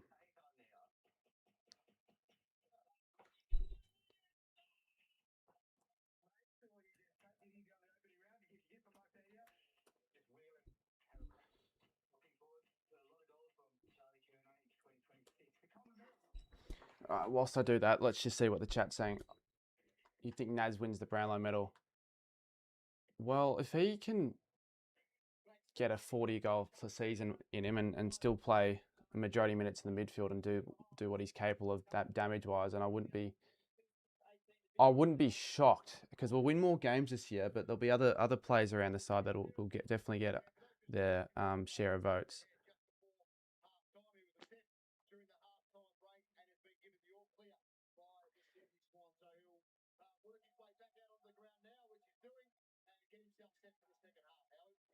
I will stream tomorrow's night's game though, Friday, Brisbane v Bulldogs. If I don't end up doing it, then I'll make a little post, but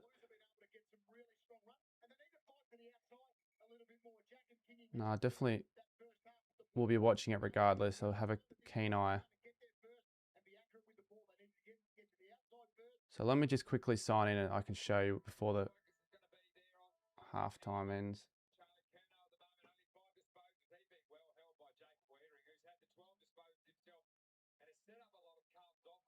All right, should find it.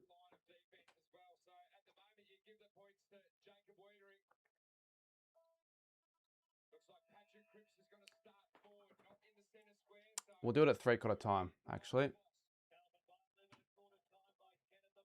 10 points.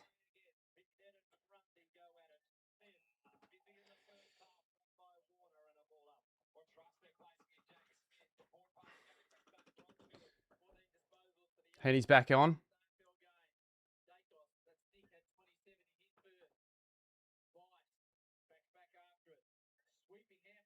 Lovely handball. It's good pressure there. Sydney do have the intent to go through the middle, but Carlton have actually been solid just defensively with their pressure, and I'm liking their intent this second half so far. Walsh wants to get it again. That'll work. And easy. Ashton Moyer.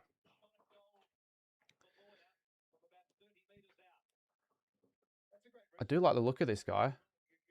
Gets in the right areas. And he's more of a dangerous goal sneak than I would say like a Jesse Motlop, to be honest.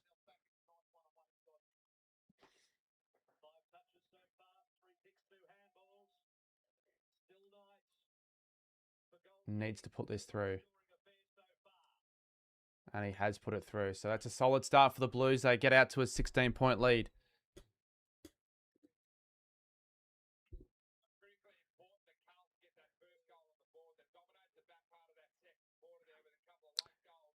Oh, yeah, you were talking about that driving session. How did that go? Because it was the first one you ended up doing, right? So you said you were like a little bit uneasy heading into it. And then the banner making session. Already a banner making session? Do they do it this week before round one? Or are you doing next, or is it going to be next week?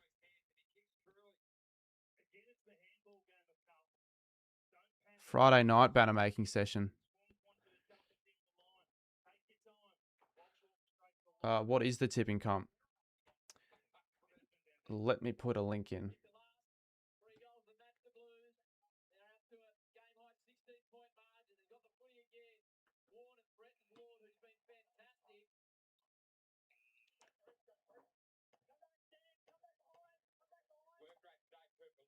Let me just go and find the link to put in.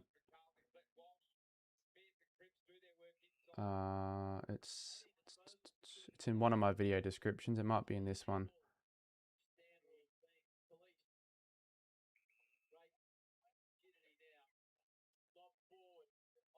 Oh, Sarah, lovely.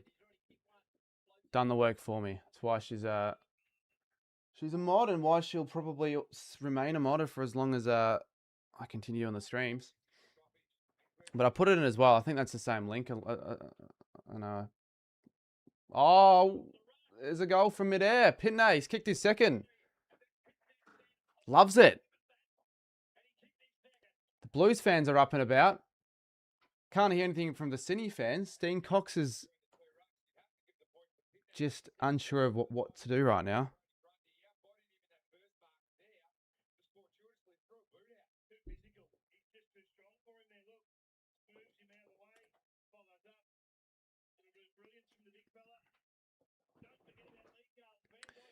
Who would I want to win? I don't know if I like seeing Carlton, really go well, because then it's just such a pain having to hear their fans drag on about the result and, basically, pull the lids off round one. Kind of the polar opposite of last year. You saw it couple of years ago when they started like 4-0, but this will be beating a side that they're pretty poor against historically. So break the shackles there, and then it opens them up for a real chance at getting 3 or 4 wins in the first 3 or 4 rounds.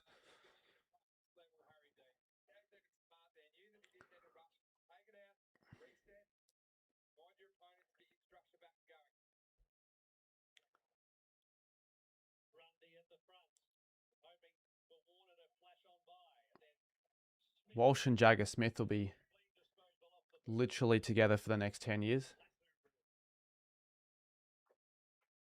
It's an exciting prospect for Carlton fans, to be honest. Goulden needs to just do a little bit more. Provide more of that point of difference. Papley handballs it off. Could have kicked it himself. Need to kick this, the Swans. This might fix the sake of the game feeling a little bit dead here, Elijah. Just get the Swans, just give them a bit more life in this game.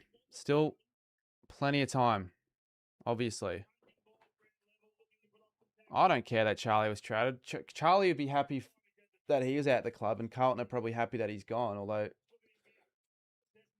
when Charlie, when they eventually have a game at the MCG or Marvel, I think it should be scheduled at the MCG. I reckon it would make the most sense, but they probably won't. Then he'll definitely hear it from the Carlton fans. Might be a little bit regretful of his decision, a little bit more so at least for that game. There's already been more goals in the second half than the first. Well, there will end up being probably more goals this quarter than the first half. It might open up a little bit. But you're right, though. 2 goals in the first quarter, already 2 in the first 3 minutes here. Warner lose the boot. He's just got to run without it. That's actually quite funny.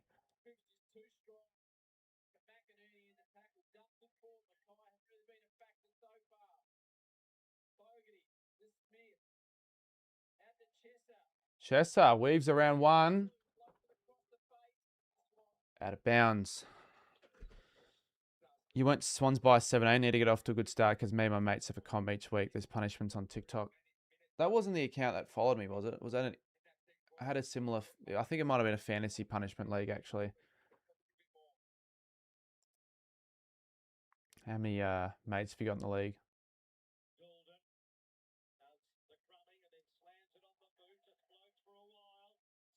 Think of some outrageous stuff for you. Although I assume it's like you do the punishment if you come last for the round or some shit like that. Lovely. They're on here, the Swans. 2 goals in a minute. And already we're seeing the scoring just kind of triple.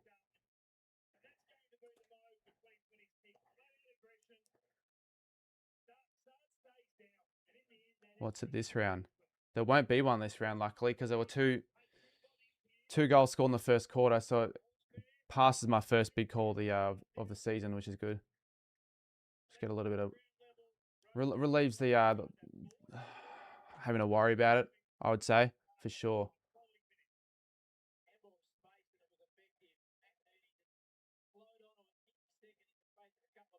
Mate, Cine could be in the lead in the next 5 minutes, mate. I wouldn't talk too early about the Swans.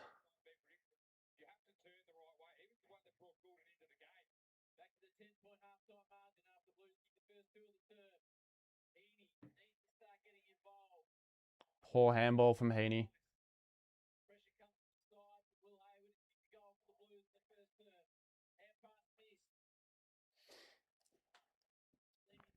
Am I going to the Richmond v Carlton game?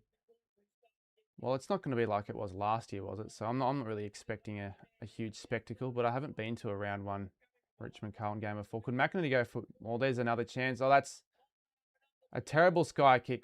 I don't see Charlie Cano anywhere, but not McCartan. What's his name? McDonald.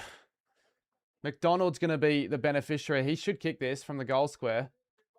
And I think he's going to have an all right season if he stays fit because he'll have less attention with Kerno being the main man.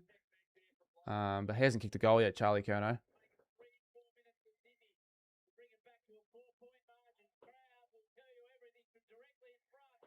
Slots the goal. You'd be worried if you were Carlton now.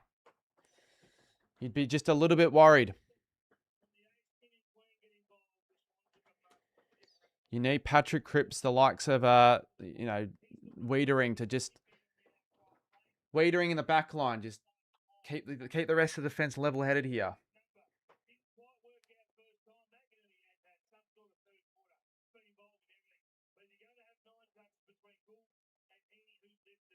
Come on, Sammy. Yeah, it'd feel better, I feel like, post-game if the Swans win. I'll give you that for sure.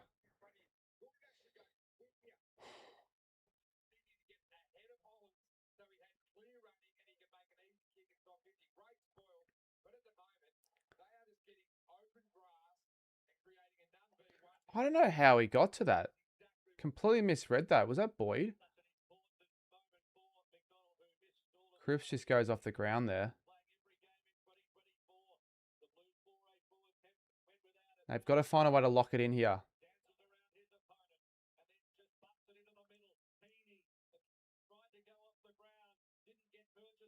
Come on, Wiedering.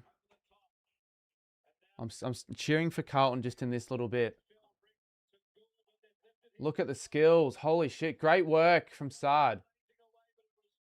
Sard's been good in this game. He's been better than he has been in the last, the practice series and his previous season. There's life in this game, but Carlton need to just keep level-headed for now. They're still trying to take the game on, though. I don't know if that's the right idea. Maybe it is. Cripps from the same angle as Kemp was earlier in the game that was going through. If it wasn't for Sarong. Good work. The goalkeeper in there.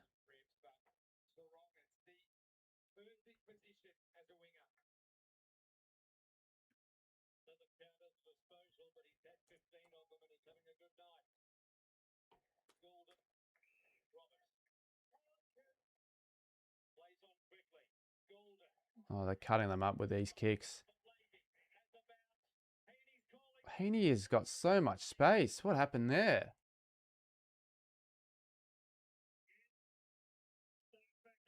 Jeez, what happened there? Clearly a bit of mismanagement from the players.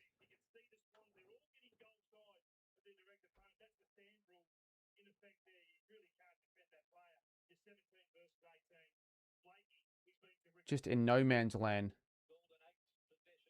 McGovern just gave his opponent too much space. So Heaney's not really been involved in this game yet, but he'll make his mark now. And he's put them in front. Shit. Yeah, it's like it's a 40 odd thousand crowd, right? So it felt it's pretty silent when the Swans were feeling flat in the first quarter, but it's definitely lifted now. You just see red and white everywhere. I don't want them to run away with this, though, to be honest. That'd be quite disappointing if that ends up being the game. But this is what we have expected of Sydney this year.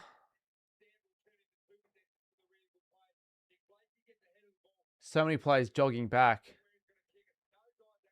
Could it be same old for Carlton? I'm watching on KO or 7. I'm normally watching on KO when I do the streams.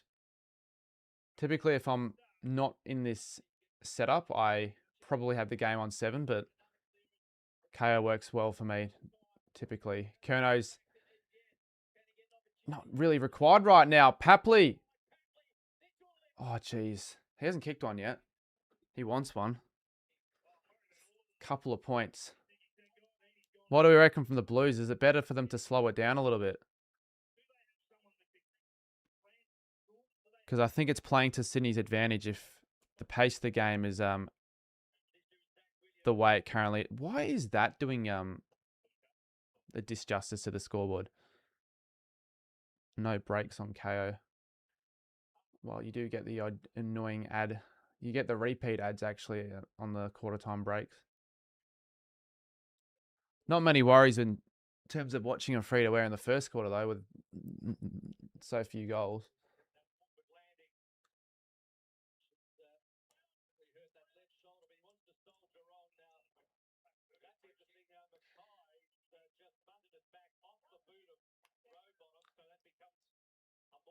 It's quite unfortunate there for Sydney. Look how slow they are, and like they haven't really got anywhere to go. They're trying to go down the middle, but there's going to be cut up now. Swans are just so penetrating when they get the footy on their terms with the footy. And Curnow, this is his first crack at it. He had one earlier actually in the first quarter. Yeah, I wonder what's going through his mind right now. Be quite an awkward situation for himself, to be honest.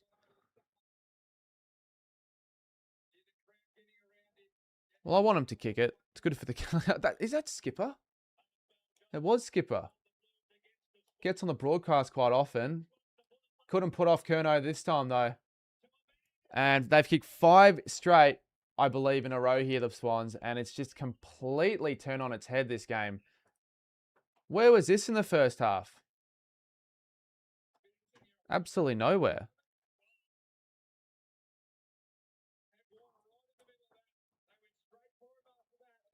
Shit, it's on here as well. Look at that.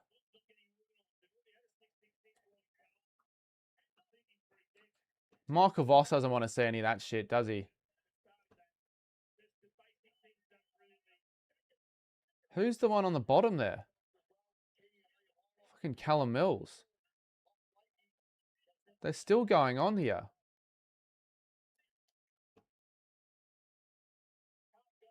Well, that's going to kickstart Charlie Curnow's campaign. First goal for 2026, potentially first of very, very many, which I believe will be the case. And that's the loudest the SCG's been all game.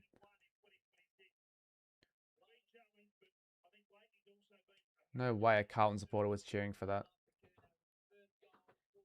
Comes back, grabs a beer, and realises they're down by a goal when they were up by 4 goals 5 minutes before he went to get the beer. That's going to be a free kick.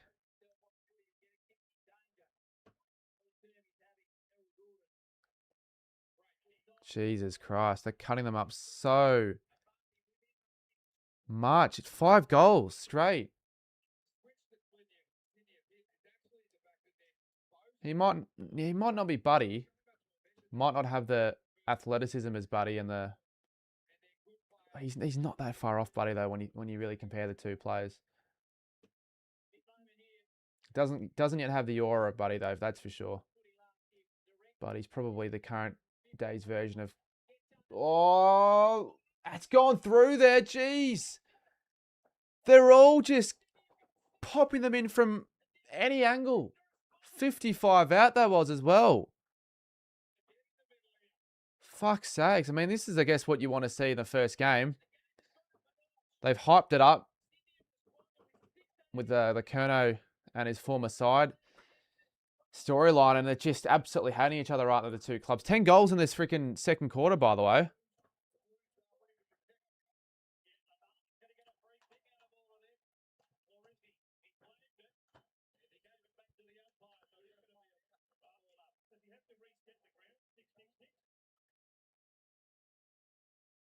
Kicked that from outside the square. That was probably probably went 60 actually.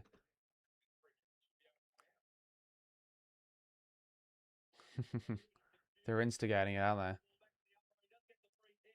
That's what I want though. Jesus, they went again there. Oh, they've got to stop fucking doing that, the Blues. This is what they tend to do when their back's against the wall. They just make these dumb errors. And they just cough the ball up straight away. Yeah, I know. Yeah, Goulden's been everywhere. That's why he's such an important player. When he's on, like when he plays, they rarely lose a game.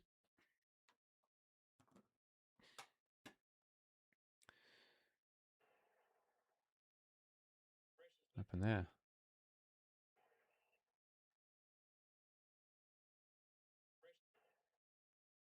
What happened? What the hell happened to the broadcast?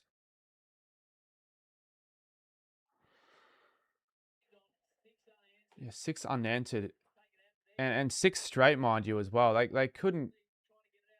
I think they were 1-6 to start off the game as well. They couldn't kick to save themselves.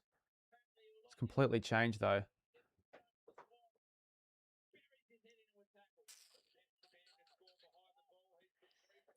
Now, if Carlton have changed this year, they'll they'll throw another challenge at the Swans here and get momentum back their way. They've got to get a little bit of a surge on. I can't really see it happening. Mills. So much space inside 50. They're still keen to take the game on, Carlton. Go the switch.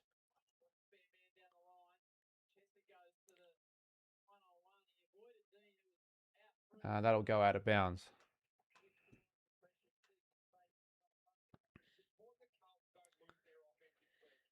If the Blues had a timeout right now, I'm sure they would take it. Feels like the NBA. 9 go Yeah, he's had 9 disposals in this third quarter, Errol Gordon, and probably half of them have resulted in scores.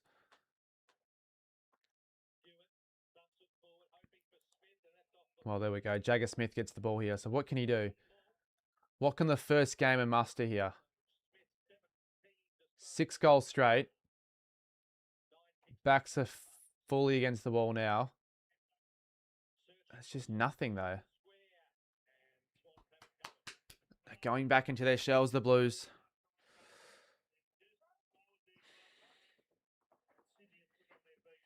None of those sides are supposed to make sense. They're supposed to confuse the opposition. Ideally, I assume.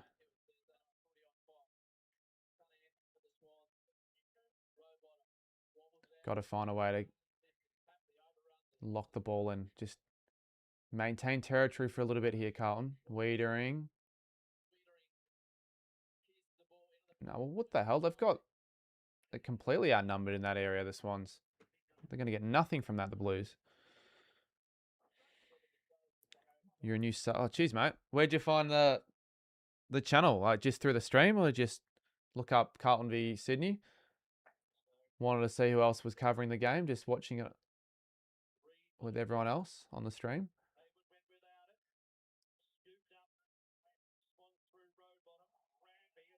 Well, Rampy's lucky that wasn't over the line between the arcs.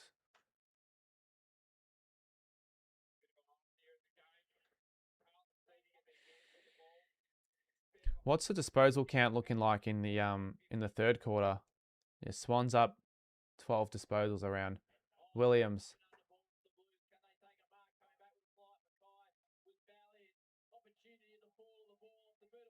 Geez, Elijah Hollands would love this to go through, and he does get it through. Fire up. 6 goals to 3 already. 9-goal quarter. Can Carlton get some things going their way now?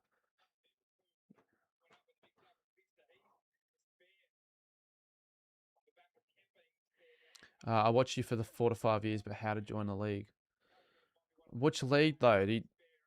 Talking about the fantasy league that we were discussing earlier? I've got a few leagues that I've got set up for this year.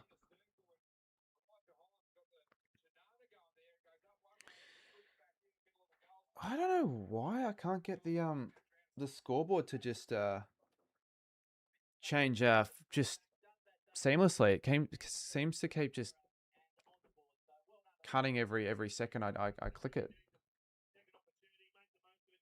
No way I can move on with that for the rest of the season. I thought it was all sorted out, but I guess not. The tipping one. All right. Sarah put it in earlier. We'll see who's quicker. I've got it. Shit, wait.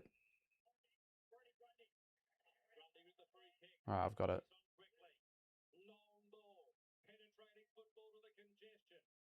No one could find the mark. Goulden, he's playing in the forward line. That's dangerous.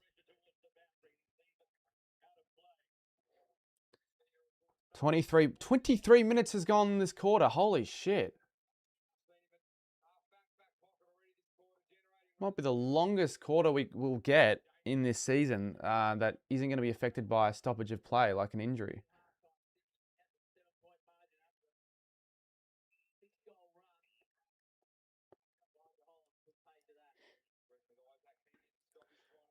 New AFL 2026 update. Yeah, someone said it in chat earlier. I assume it's the first update of the year. Probably the first update they've had in months, like since before finals of last year. Hopefully there's some significant changes though to the game. The gameplay ability at least is a little bit more smooth. I still got a foot to that row bottom. And Heaney does enough to affect Jagger Smith, but Jagger Smith doesn't mind. He's out there playing footy first game. He's thriving in the environment. What's he on now?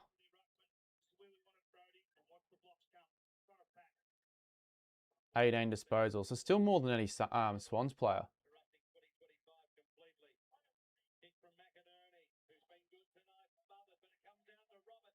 Roberts, wow. They're just not able to miss right now, the Swans. Fuck's sakes. Once again, a loose player at the back there. Carlton are not guarding their opposition very well in the defensive 50.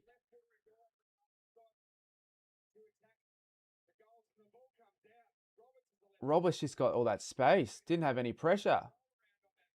So it's 13 points again.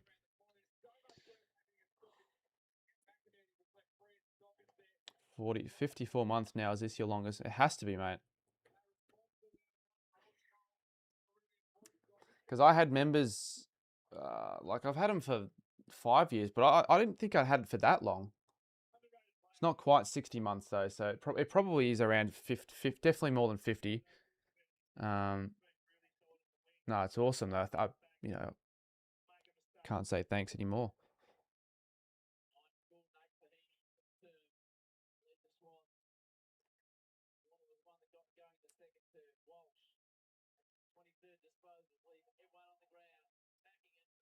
Got to get the next tier, the Blues.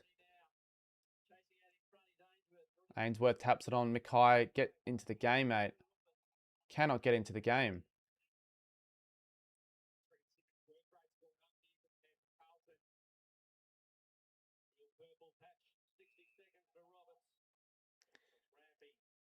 So we're already just getting into the 27th minute of this quarter. 7 minutes to play. Sydney will make it 10 goals, I reckon, if Carlton don't throw something at the Swans here. I haven't really got any desire to play AFL 26 in the near future, but there'll be some streams at some stage, and then some videos of some creators, I reckon.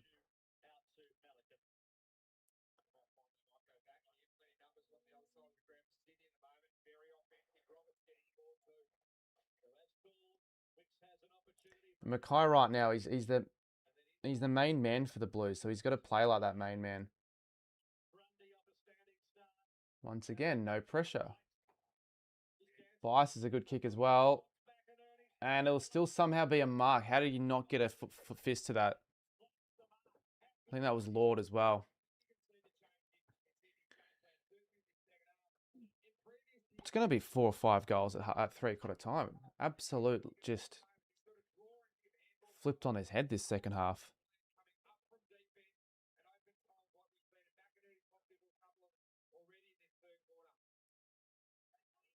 And McInerney's just getting to the right spots, isn't he?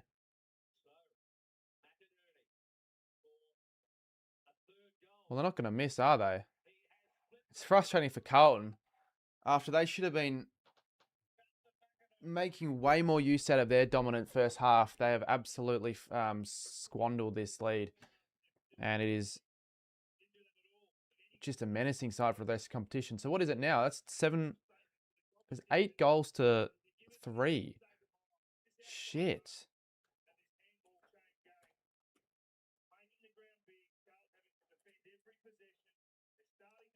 That is ridiculous.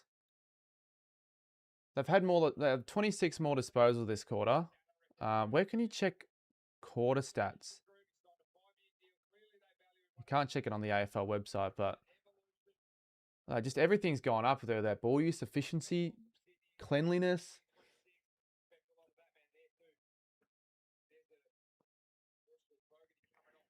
And now Fogarty's off the ground, so they're going to have a couple of issues on the bench. They cannot afford Sydney to kick another here. Well, this will at least keep Carlton fans level-headed for a bit. Shut them up for now. While she's doing everything.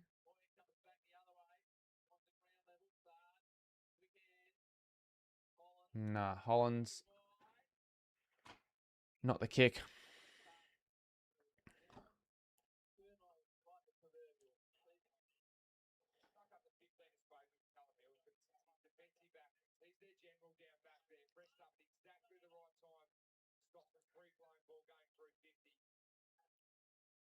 So 5 minutes left in the quarter. Pit net. Did no one get a touch to that? No way no one got a touch to that. He's kicked 3 goals. The big man. Just should play forward. Swap him with Kerry Mackay. He can play in the ruck for a bit. Perhaps, like for the next 5 minutes, give his opportunities more of a chance. How the fuck's he kicked 3 goals?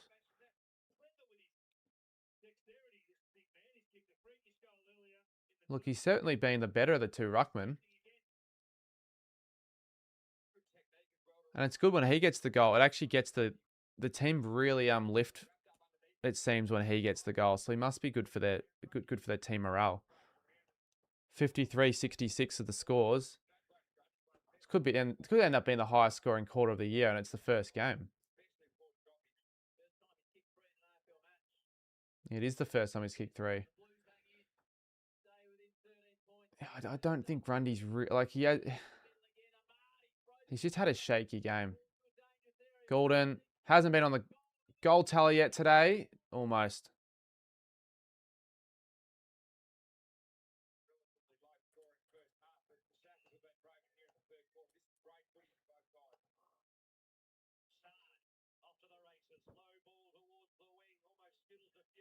Well, they won't be on that score for much longer, chat.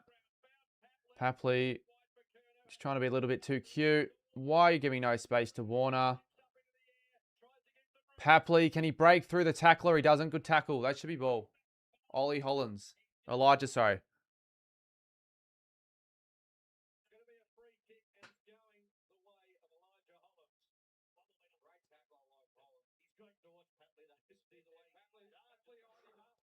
He was everywhere in the first quarter, at least as an option. He's just, yeah, maybe he's carrying like some sort of an injury, but he shouldn't be. They should be ready and fit heading into the first game. No way. Roberts from outside 50 kicks his second goal. They are genuinely kicking it from anywhere and everywhere. Genuinely. How the fuck have they done this?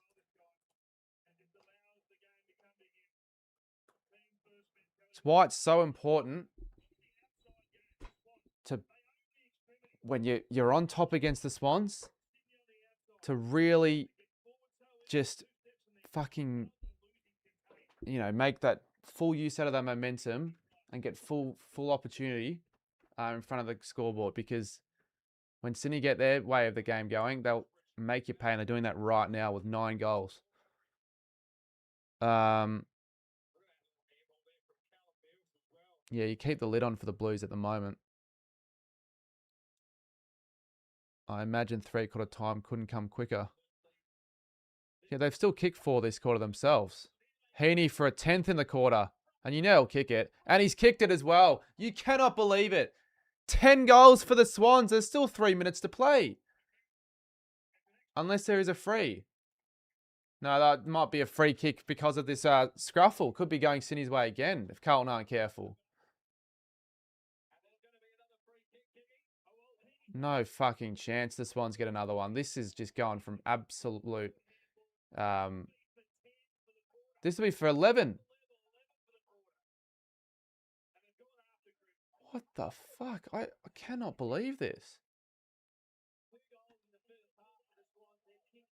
They've just completely lost the plot, haven't they?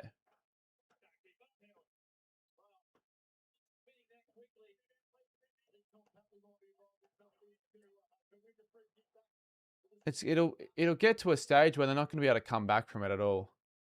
Like, at the very least, because they were in front with those first 2 goals, they at least had a little bit of the scoreboard to play. It's going to be, if it's 30 plus points, draw a line through their chances, I reckon, at 3/4 time. And it was at Cripps that gave away that free kick. Jeez, he's going to be dirty about himself. He hasn't had a great night.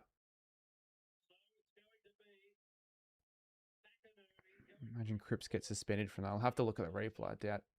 I doubt a suspension's in that. I really want him to kick that, to be honest.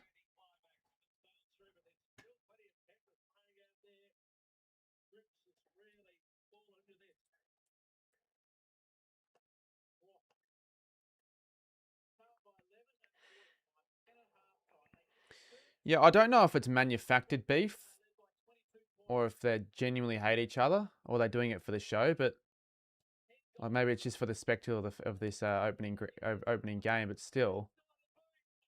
Jordan, another chance. I'd love to know what their inside 50 conversion has been this quarter, because it's pretty much been 2 and 3 inside 50s resulting in some form of scoring opportunity, I reckon.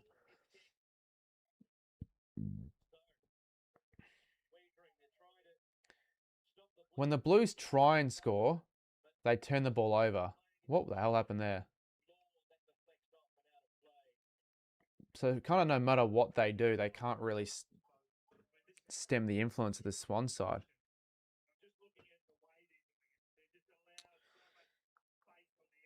No, not much likable about the Blues, to be honest. Like, I feel at times sorry for their supporters, but it's hard to feel so sorry for them with the way they carry on and act like they deserve the world just because they were once a good side in the past. All right, row bottom. Come on, Curnow. Wiedering certainly. Wow, another one for the Swans. They've kicked 11 goals. Papley gets involved. Curnow still just with a 1. And it's going to look to be a 10-goal smashing at this rate if it carries on the way it's going. This is completely shambolic here from the Blues.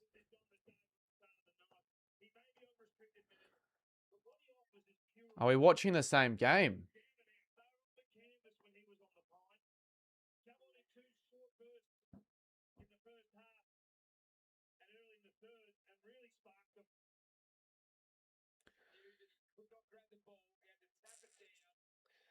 $11 goals. Well, Port Adelaide kicked 11 on the Eagles, but they're the bloody Eagles, and they're, you know how much of a train wreck that side is at the moment. How the hell have they been able to do this against the Blues when they really held themselves together in the first half? But now it's just like they can't even win anything out the middle. They're just looking like a deer in the headlights. Gordon almost tries to, he almost tried to do too much there, to be honest, but they're still going to probably find a 12th. Look at that. They're just so much more aggressive. Elijah Hollands can't do anything about it, to be honest.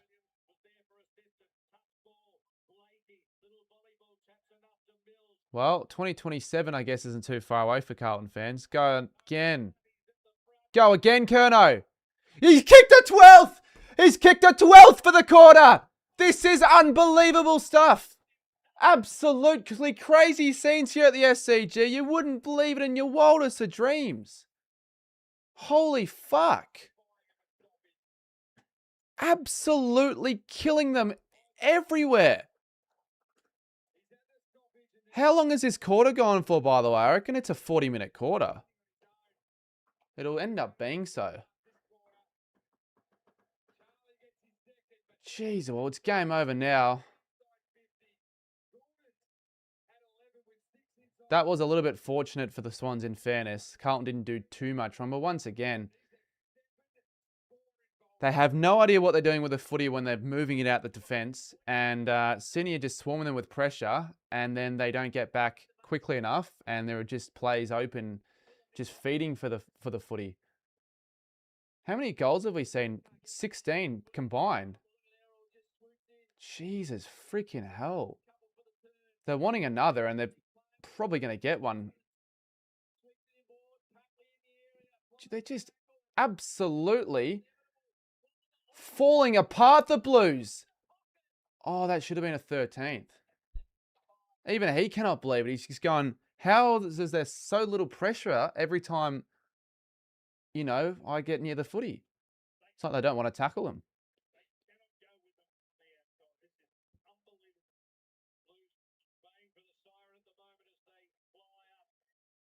I'm surprised they haven't run out of legs here, the Swans. They're still just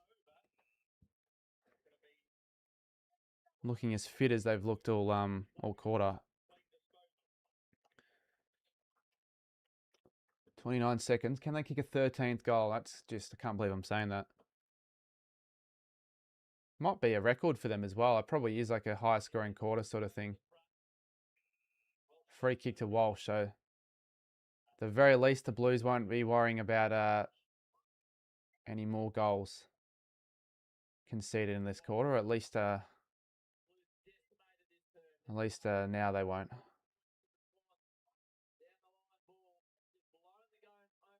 Can Mackay get a late one? Lord tries to go for it, but he misses it to the left. And, well, it couldn't have gone any worse for the Blues and any better if you're a Sydney supporter.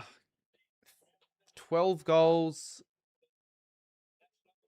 3, I think it was, to 4 goals, 2. Or maybe 4 goals, 3 that quarter. But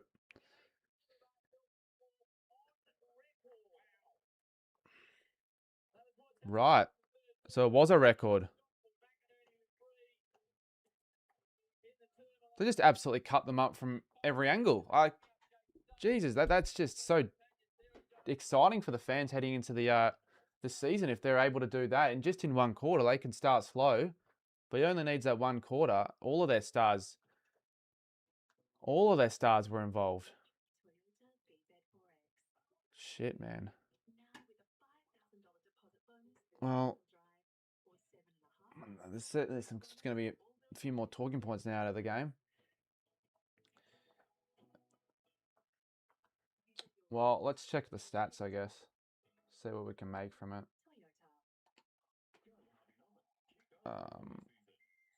Yeah, they've added 75. That's all video game numbers. Walsh has still been trying for the Swans, but Heaney, and it's just there been their involvements in creating scoring chains. He kicked 2 goals that quarter. Curno's got 2 now. Been a little bit quiet, but he's done his job. I think he's done more than enough of his job, and he's just taken the attention away from some of the other players in the forward line, and it's distracting Carlton clearly. No doubt about it.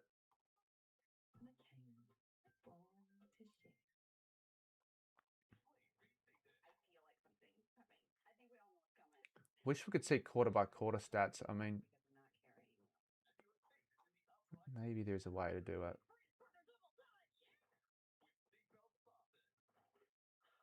Is my tipping comp open? It just opened the other day, so I wouldn't have it closed. Just like that. Yeah, you can join it whenever you want throughout the season. So I'll put the link in. If you haven't entered your tips in though, you will get the first game incorrect though. But chuck it in.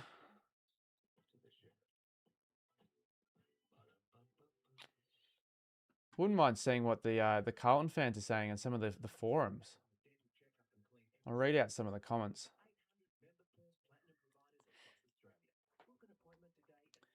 Book an appointment today. Can you please put the link in? Just did, mate. I've had quite a number of requests for the tipping comp link this stream, which is good to know. Shows that there's still a lot of interest in that.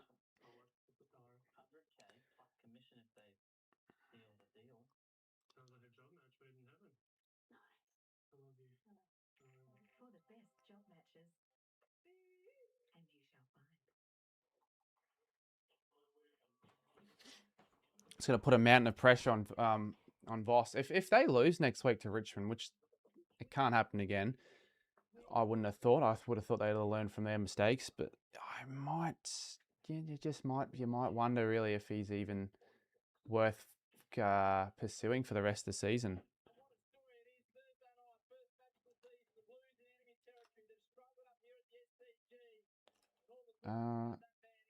Yeah, doing well, mate.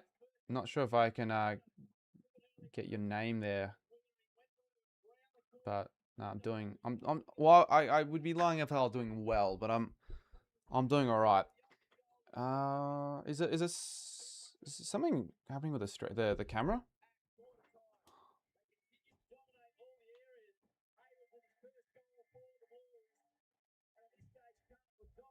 That was a 41-minute quarter when there's no injury stoppage time as well. 16 goals.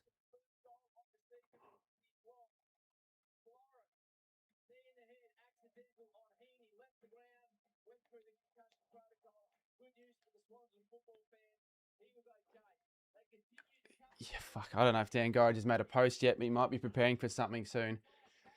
Unless unless the Blues have something up their sleeves in the last quarter, but I'm gonna presume that won't be the case, and it'll probably carry out the same way that third quarter went. The bleeding won't be as bad, but I'm looking forward to Dan's post for sure. Stop the timer at this rate, mate. I want to see it just keep going. Let's see it get to 50.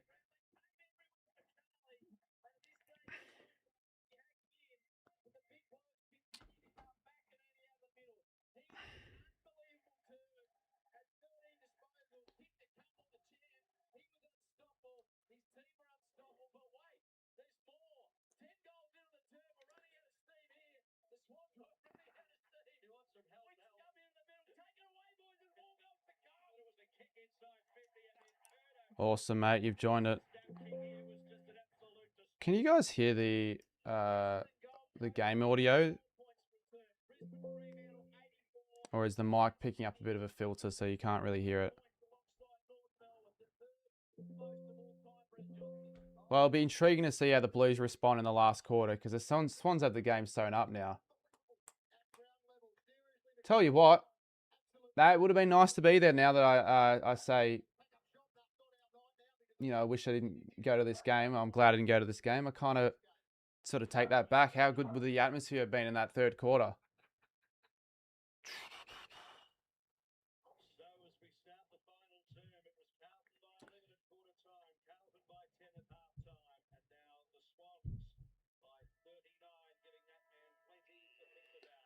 So Grundy and Pitney. Final quarter. We will reset the timer. He streamed a good... if you think it's a good game, I still think it's a disappointing game at the end of the day. But we've got a good moment. I think if that's all we actually have in store for us, that third quarter, I mean, it's probably worthwhile at the end of the day. That was pretty fucking entertaining. But who knows? It could. What if it happens in the second, in the last quarter? What if they pile on the paint even more and make it like a 20-goal half? But you would have thought they'd at least have tried to address fixing those really bad mistakes they made in that third, the Blues. Heaney, not a bad selection to be honest. I'd almost got to Warner there.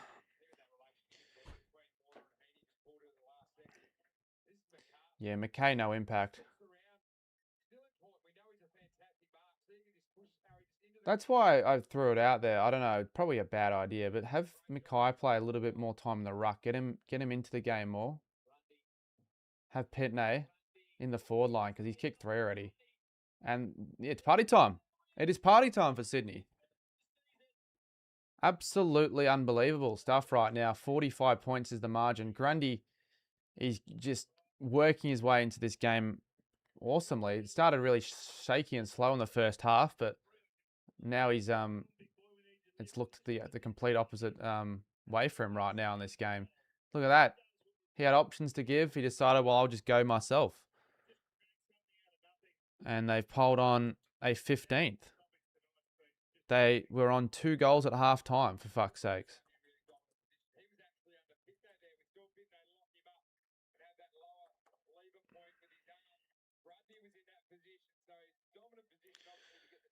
They had Reedy as second ruck. Wouldn't be surprised if he was omitted.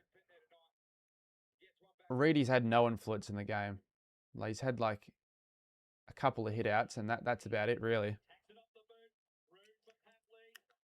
Well, I was just about to add the 15th goal to the tally. Let me just put a little pause on that for now, because they could be on for a 16th. And how has Lloyd got so much space there? It is inexcusable.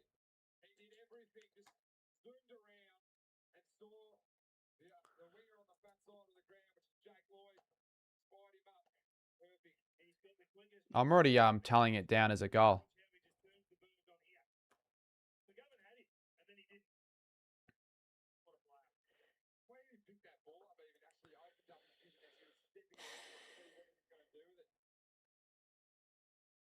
They might have to resack the board, the Blues, after this result. After they brought so many new... they actually hasn't even gone close to that, Lloyd. I'll have to retract that.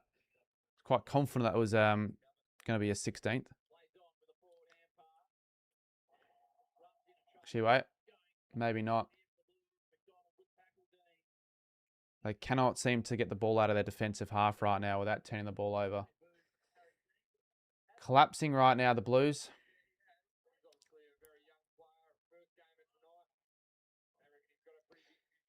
We just got pumped more than Bonnie.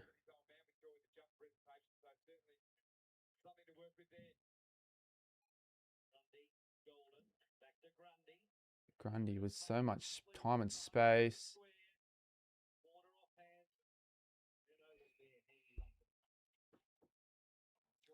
Did Carlton really just use all of their petrol tickets in that first half?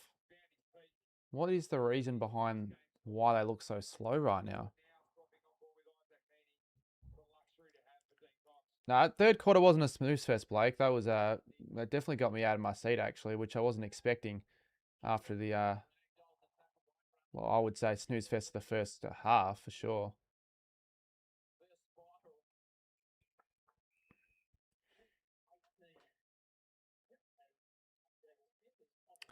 Would have been really deflating if you made the trip to the SCG, particularly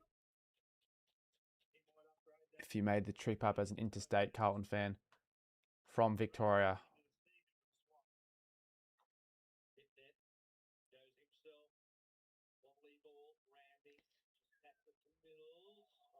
How can you be stiff arming at this time in the game?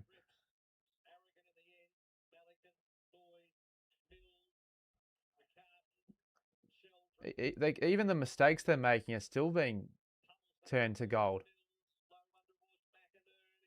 Williams, Walsh. What can their leaders provide in this last 15 minutes? Not a lot. Mackay's had a real dirty night, hasn't he? I don't think there'd be too much he can do to redeem himself. The damage has already been done here, hasn't it? They're your tip during the off season. I can't reveal I haven't done my ladder predictions yet on the channel, so I can't even reveal anything yet, really. But probably not going to be too much of a surprise to see him on the higher end up on the ladder. How good is that? As a Dennis Committee would say, centimetre perfect. Maybe not quite centimetre perfect, but as good as you like. And Chad Warner doesn't look like he's gone off the wrong foot in the first game of the season. How? Because I have had a few mental health problems over the last couple of weeks, particularly in the last 5 days, which has really eaten into my productivity with the channel. But I've sort of cleared my head a little bit around, and I've got half the video ready. I just got to record and put it out. So yeah, it's a weird one for me, but it's not really wanting. I don't want it to be an excuse though into why I've not been so I guess locked in as I normally would be during the other pre-seasons. Yeah, it's not like I just neglected it on purpose or anything like that. But some of that would play into the fact and why it was delayed. But it's pretty it's pretty bad. It's pretty bad.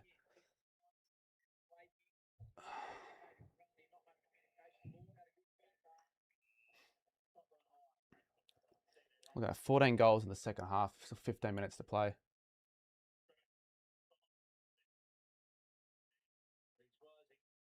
Ollie Lord's been all right. At least he's found a decent enough for the footy.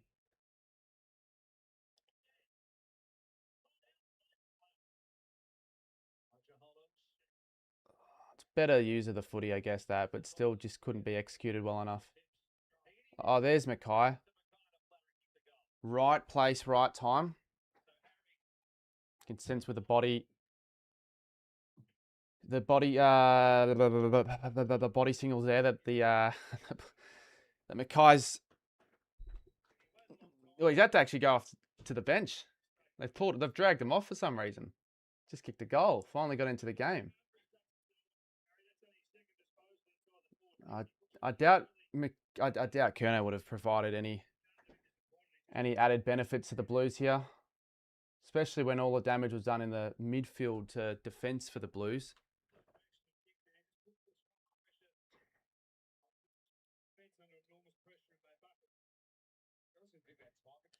Nice percentage boost for early in the year. Yeah. Holloway shit.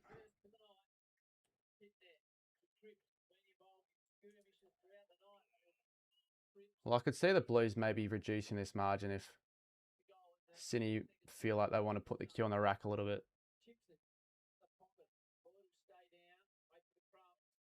No crumbs. I can't see Cripps staying at the Blues much longer this season or two. It's hard to want to stay at the club right now because you just don't really know where they're at after a result like this.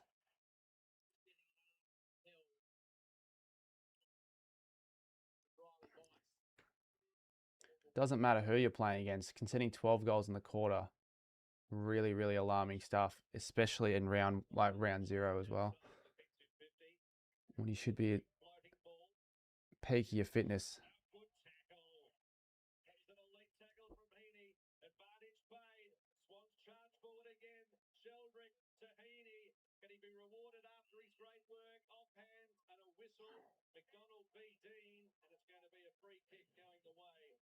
It's not been a great night for the first gamer, has it?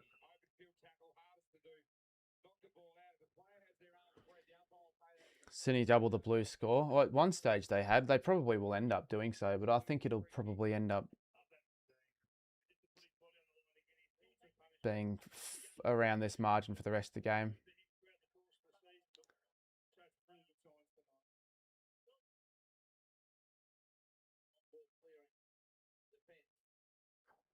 Cheers, Jonathan. Thanks for the comment. When things are going well, I'm huge on streaming. Enjoy it a lot. Thankfully, this isn't my side I'm watching. If this is a Saints performance, I wouldn't have been prepared for how to react, to be honest.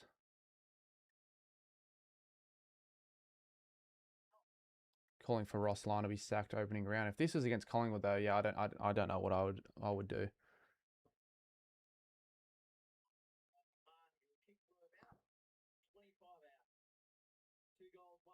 Marty's done all right. So you're taking the third best forward, can do you more third best defender can do you more wonders than you think. 111 plays 60. Kicked 15 in this second half.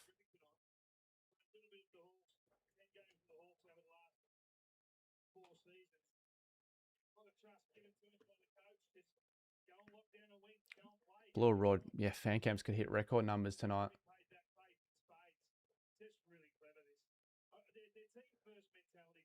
Because there was like with the preseason, it was quite like quite an optimistic vibe around Carlton. To be honest, like a few people changed their perspective on them, the Blues, and actually thought they'd be having a really challenging year, and just even if they don't win these games, just be in the contest for as long as they can, and really, put up a really solid fight. No fight was put up in the third quarter, and right now, even it still looks like the Swans are just the class above, way more superior right now, their skills.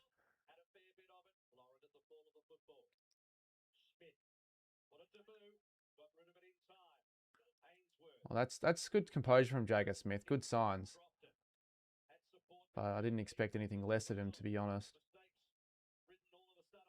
Really tired legs. Really, really tired legs from the Blues. Smith again. He's looking to provide the dash. He wants to just take the game on, doesn't he? Cripps should have probably given it back. Ainsworth wants to go. At least he's trying. Be fumble, but anyways, won't matter. Adam Sard's out.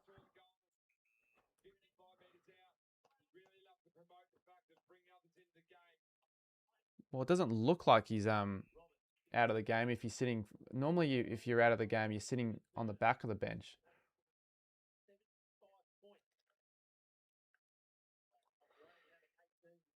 No, Geelong were not really.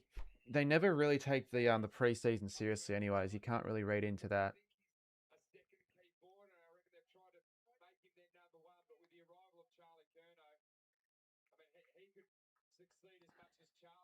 But Geelong will never be a side to allow 12 goals kicked to them in a quarter. They're just too mature of a team to allow that to be the case. I just could never see that be the case. Zoe, what's going on with your A's? Fix your keyboard. I thought Grundy was down there for a second. No, good to see in the chat though.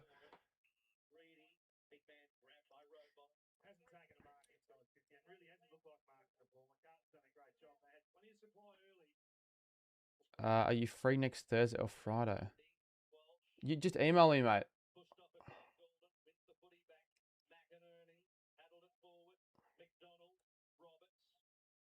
Depends on how long all of that's going to take, though. Wow. Lloyd has got more time than he probably thought he had there. Second time he's done that.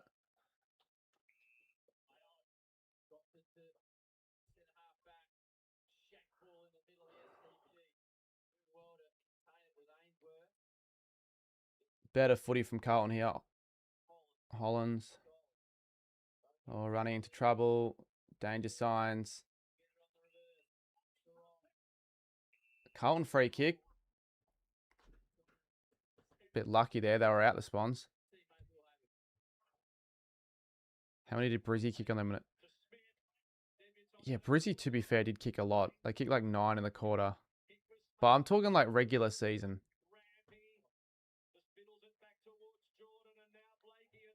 Because Brisbane if you play Brisbane in the grand final, they can kick 10 goals on any side, to be honest. Look at this. Errol. Not quite the finish.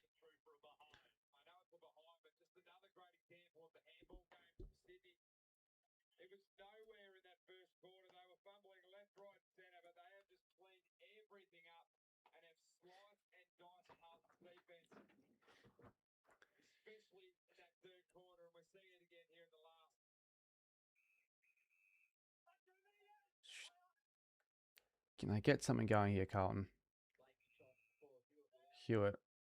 Been pretty quiet, hasn't he? And not what you want.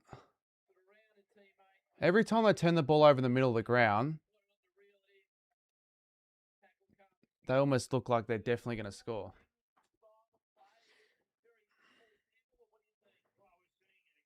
Or email or Instagram and I'll reply. I think I replied today, but that's okay.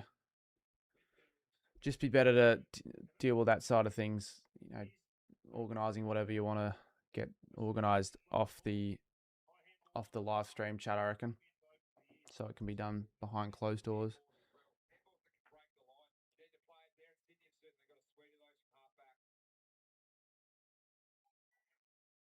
Jagger could almost be getting 30 again, honestly. Shining light in a poor day. Hewitt. Mackay. How can it end up being a 2-on-1? How does Sydney have just so many more numbers in every area of the ground? Just slicing it up with a footy. That'll be ball.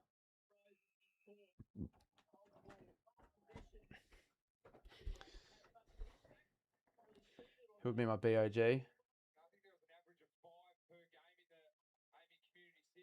Probably Chad Warner, I reckon. Because he's just been, yeah, all their three key midfielders in the third quarter got going. But Warner at least showed more of that in the second, and he's kicked a couple goals as well. So he's definitely been a huge help to this huge margin that the Swans have blown it out to. It's now 57 points.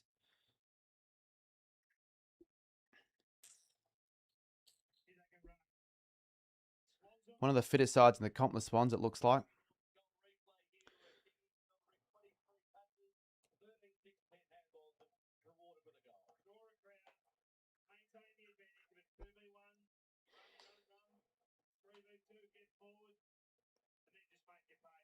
A weird game. How did you see the game panning out originally, Fidget?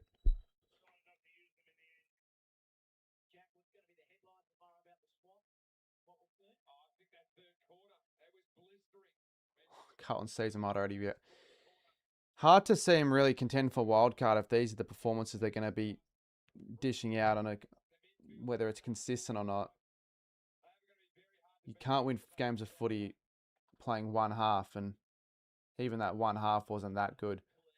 It was just, better than Sydney's, and if anything, it really should have been more dominant scoreboard-wise.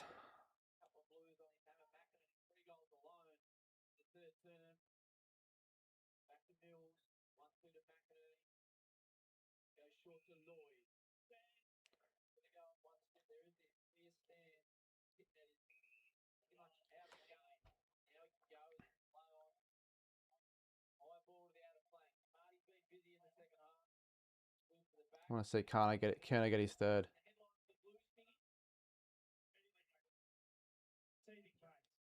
Sydney have scored 100 points this. Yeah, that's so rare to see.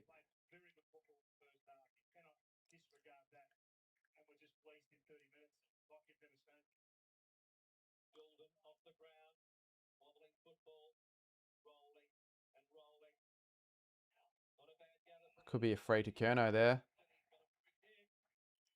Bit silly there, unfortunately, from Boyd. Kerno could be the one to put out the final blow. It's never boring when Cohen gets. Well, it's never the aftermath is never boring, is it? When the Blues get absolutely thumped.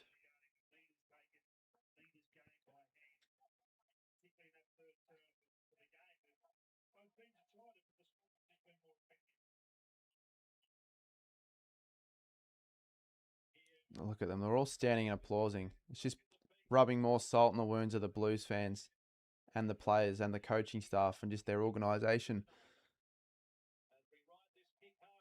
And Charlie Curnow has put it through. He's pumped about it. They're up by 63 points. It's a 75-point turnaround in this second half, and we still have 7 minutes to go.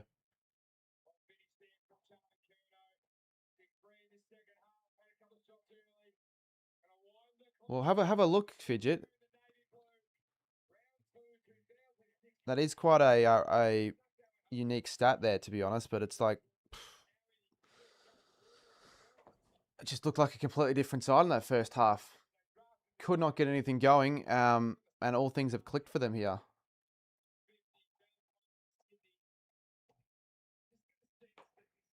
Pretty happy though. He ended up kicking his third. It's a good start for the legs tipping comp, although bad for the margin. Bad, bad, bad signs for the margin. But who would have had the Swans win by this much? Not many, unless you really just didn't see what the Blues had going for them this season. Just didn't have any faith in them at all.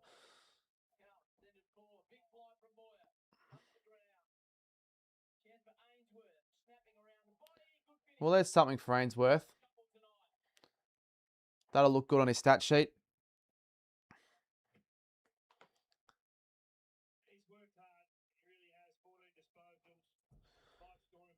Thing with he's the sort of player that you notice more when the side's really getting going, and puts himself in good positions though. Ainsworth, like he was really really good in that practice match against the Lions, and just as a goal sneak, as I've said before. Remember when you said give Carlton the flag because of it? Yeah, it wasn't being serious with that. Just wanted to see what reaction I'd get out of that, because I was like, well, the Blues fans, some of them will actually think there's a lot to take out of that game. And Brisbane had quite a few out, and weren't overly worried about the result.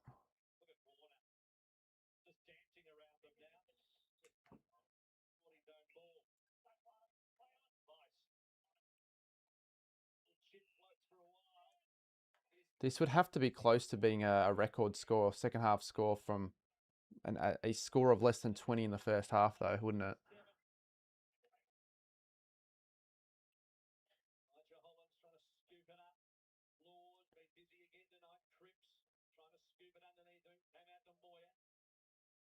Another one from Jagger. Will Walsh.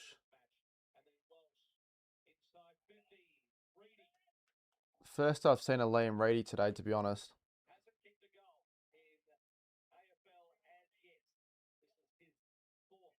You're going to go to the Saints Pies game? Yeah, I've got just about the best seats you can get for a game like that. Level 2 on the wing. So get in there early. Could be...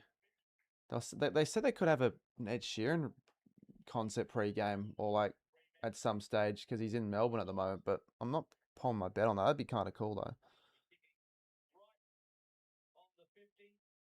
But you're not there for that. You're there for the game, and it's going to be a huge game. Lots of eyes are on us heading into this season. We've spent the money. Now we've got to put it to action and start getting the results.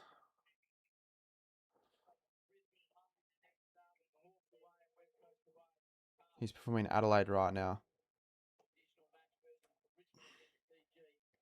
Yeah, but I think he'll be in Melbourne on Sunday. Even if he's not, like, he's a St Kilda supporter, so he probably might even just be at the game to watch.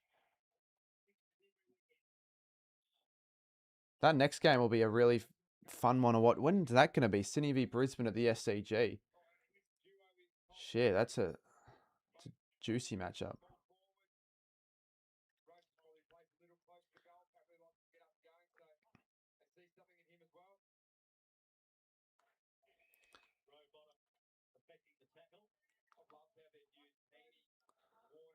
I feel bad for Voss. Might get sacked with a dodgy blue side. Second half fade away.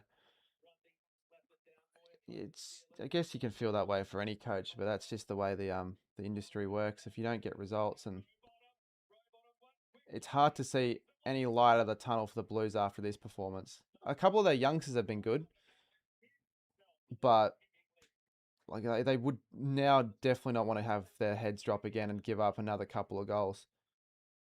Scoreboard already looks bad enough, doesn't it?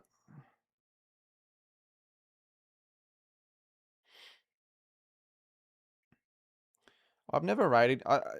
It doesn't sit right to me that Cripps has two Brownlows compared to Bond's none. I just feel like, yeah, you said there with him going missing in big games, but even just in seasons, like patches of form, he can really be quiet, and just not really a huge influence in certain games. Whereas you very rarely see that with a Bond.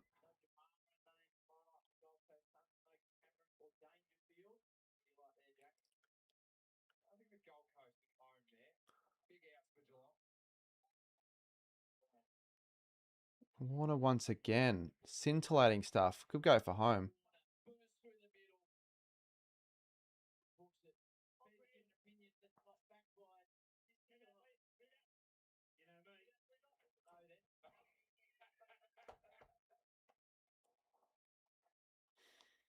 Doubt many fans are left to their seats in this one. At least the Swans fans. I'm sure quite a number of the Carlton fans are streaming out numbers. You said the Swans will win by 10 goals. But before the game, were you thinking that at halftime?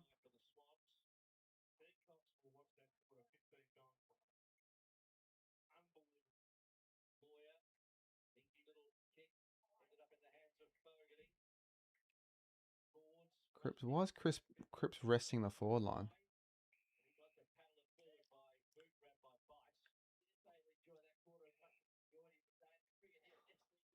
Jeez. Yeah, you can see your chats, mate. Watch Cripps get 3 votes. 3 votes would be, yeah, I think Warner for mine. Gordon probably gets a couple, and perhaps McInerney. I don't think you can give it to Walsh.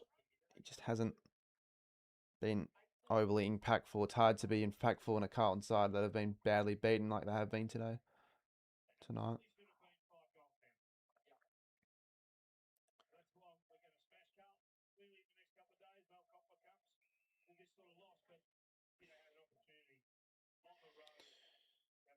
It should be easier to predict who wins the Brownlow now with the umpires having stats. I agree with that.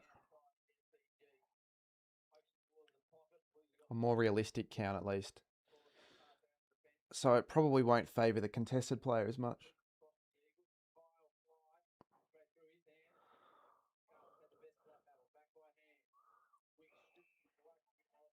It's a big score, really. 131. And what's their spread of goal kickers look like? 1, 2, 3, 5. They've had 11. They've had 12 individual goal kickers. The Swans really positive signs there. If I'm actually, 1, 2, 7, 8, 9, 10. Yeah, 12 individual goals. Positive signs are sharing the spread.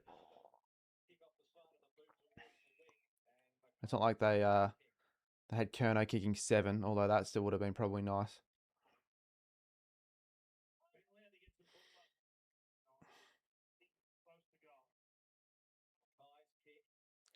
Don't mind the idea of a mid-season trade period, but it could have benefited sides like. Oh my god! It's like boys against men here.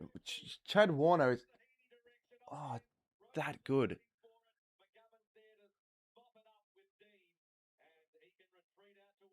It'll come back. Looks like they have 1 or 2 left still in them, the Swans. Nice work, Dean. Maybe he hasn't been such a disappointment. Oh, well, I mean, disappointing day for him team-wise, but we'll play round 1. Like everyone eating bread rolls on Christmas Day. Just about.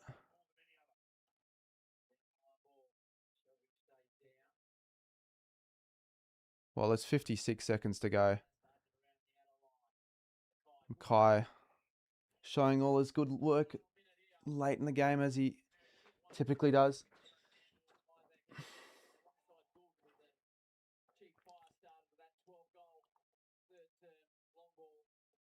And punch it over for a Huntsman score. Your new scoreboard looks so cool. Yeah, sometimes I worry too much about how the graphics look as opposed to how other aspects of the stream should be all set up and sorted. But yeah, like I like the look of it.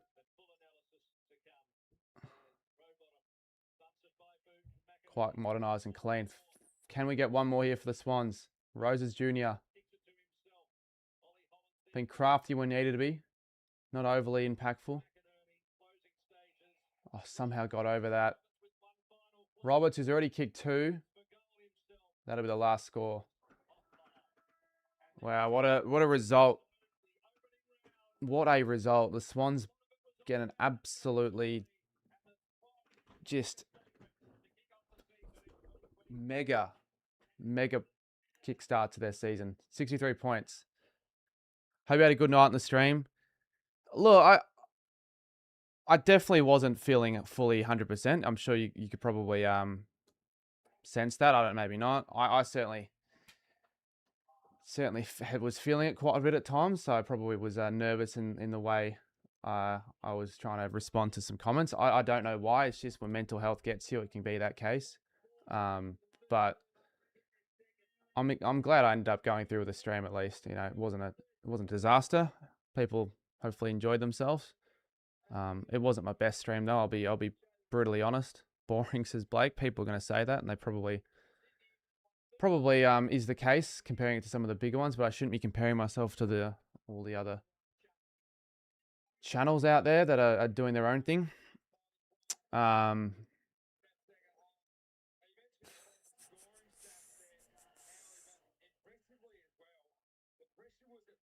Gonna make sure I get the ladder predictions out tomorrow though. That's my my number one goal. And if we get around to doing it, I'll do Brisbane v Bulldogs. If not, I might just watch it with like my dad or something, just on the couch downstairs, and have a little bit more time to prepare for the streams on the Saturday. So I just have a little bit more of a clearer mind, I guess. You had more viewers than True Footy. Really? I'm honestly surprised, because I don't think I was at my best. And I know I'm harsh on myself and shit, but like compared to other streams, I just like didn't really provide any that many informative opinions and shit like that. I just don't know.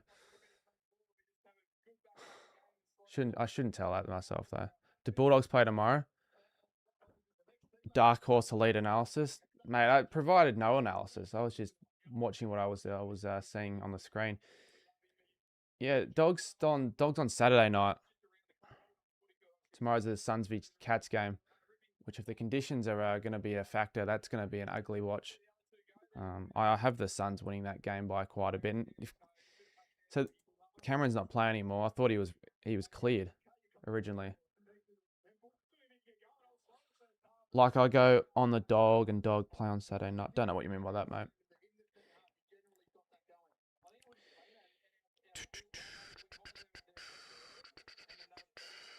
Well, no, genuinely though, the fact that you've stuck around the whole stream, Andy, Sarah, and some of the others, it gives me more motivation to push through all the streams through the year. But just don't know, like this, the result was just a crazy one. It's hard to get a real read of what that's going to be for the Blues. Cheers, Patcos.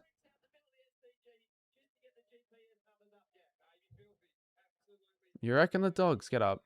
Maybe since the Lions are sort of slow starters at beginning seasons, they could like shock the Lions off the block, but then they'll probably choke a 6-goal lead like they have done in the past. Especially the Friday ones. So you want me to do Friday? It's just I don't want to go into it feeling unprepared and all, because I made the decision to stream like kind of last minute, so I wasn't really on top of it all. I was sort of trying to balance a lot of things at once. It's weird. I don't know. I'm terrible at explaining myself. Like that's why my anxiety has been pretty shit over the last couple of weeks. That second half was shit. Says you don't say.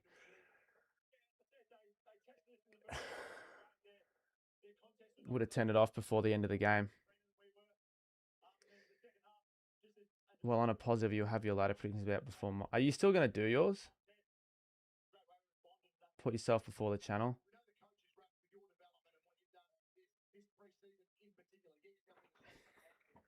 Yeah, that is the important thing. That's good. That's good advice. It's good advice to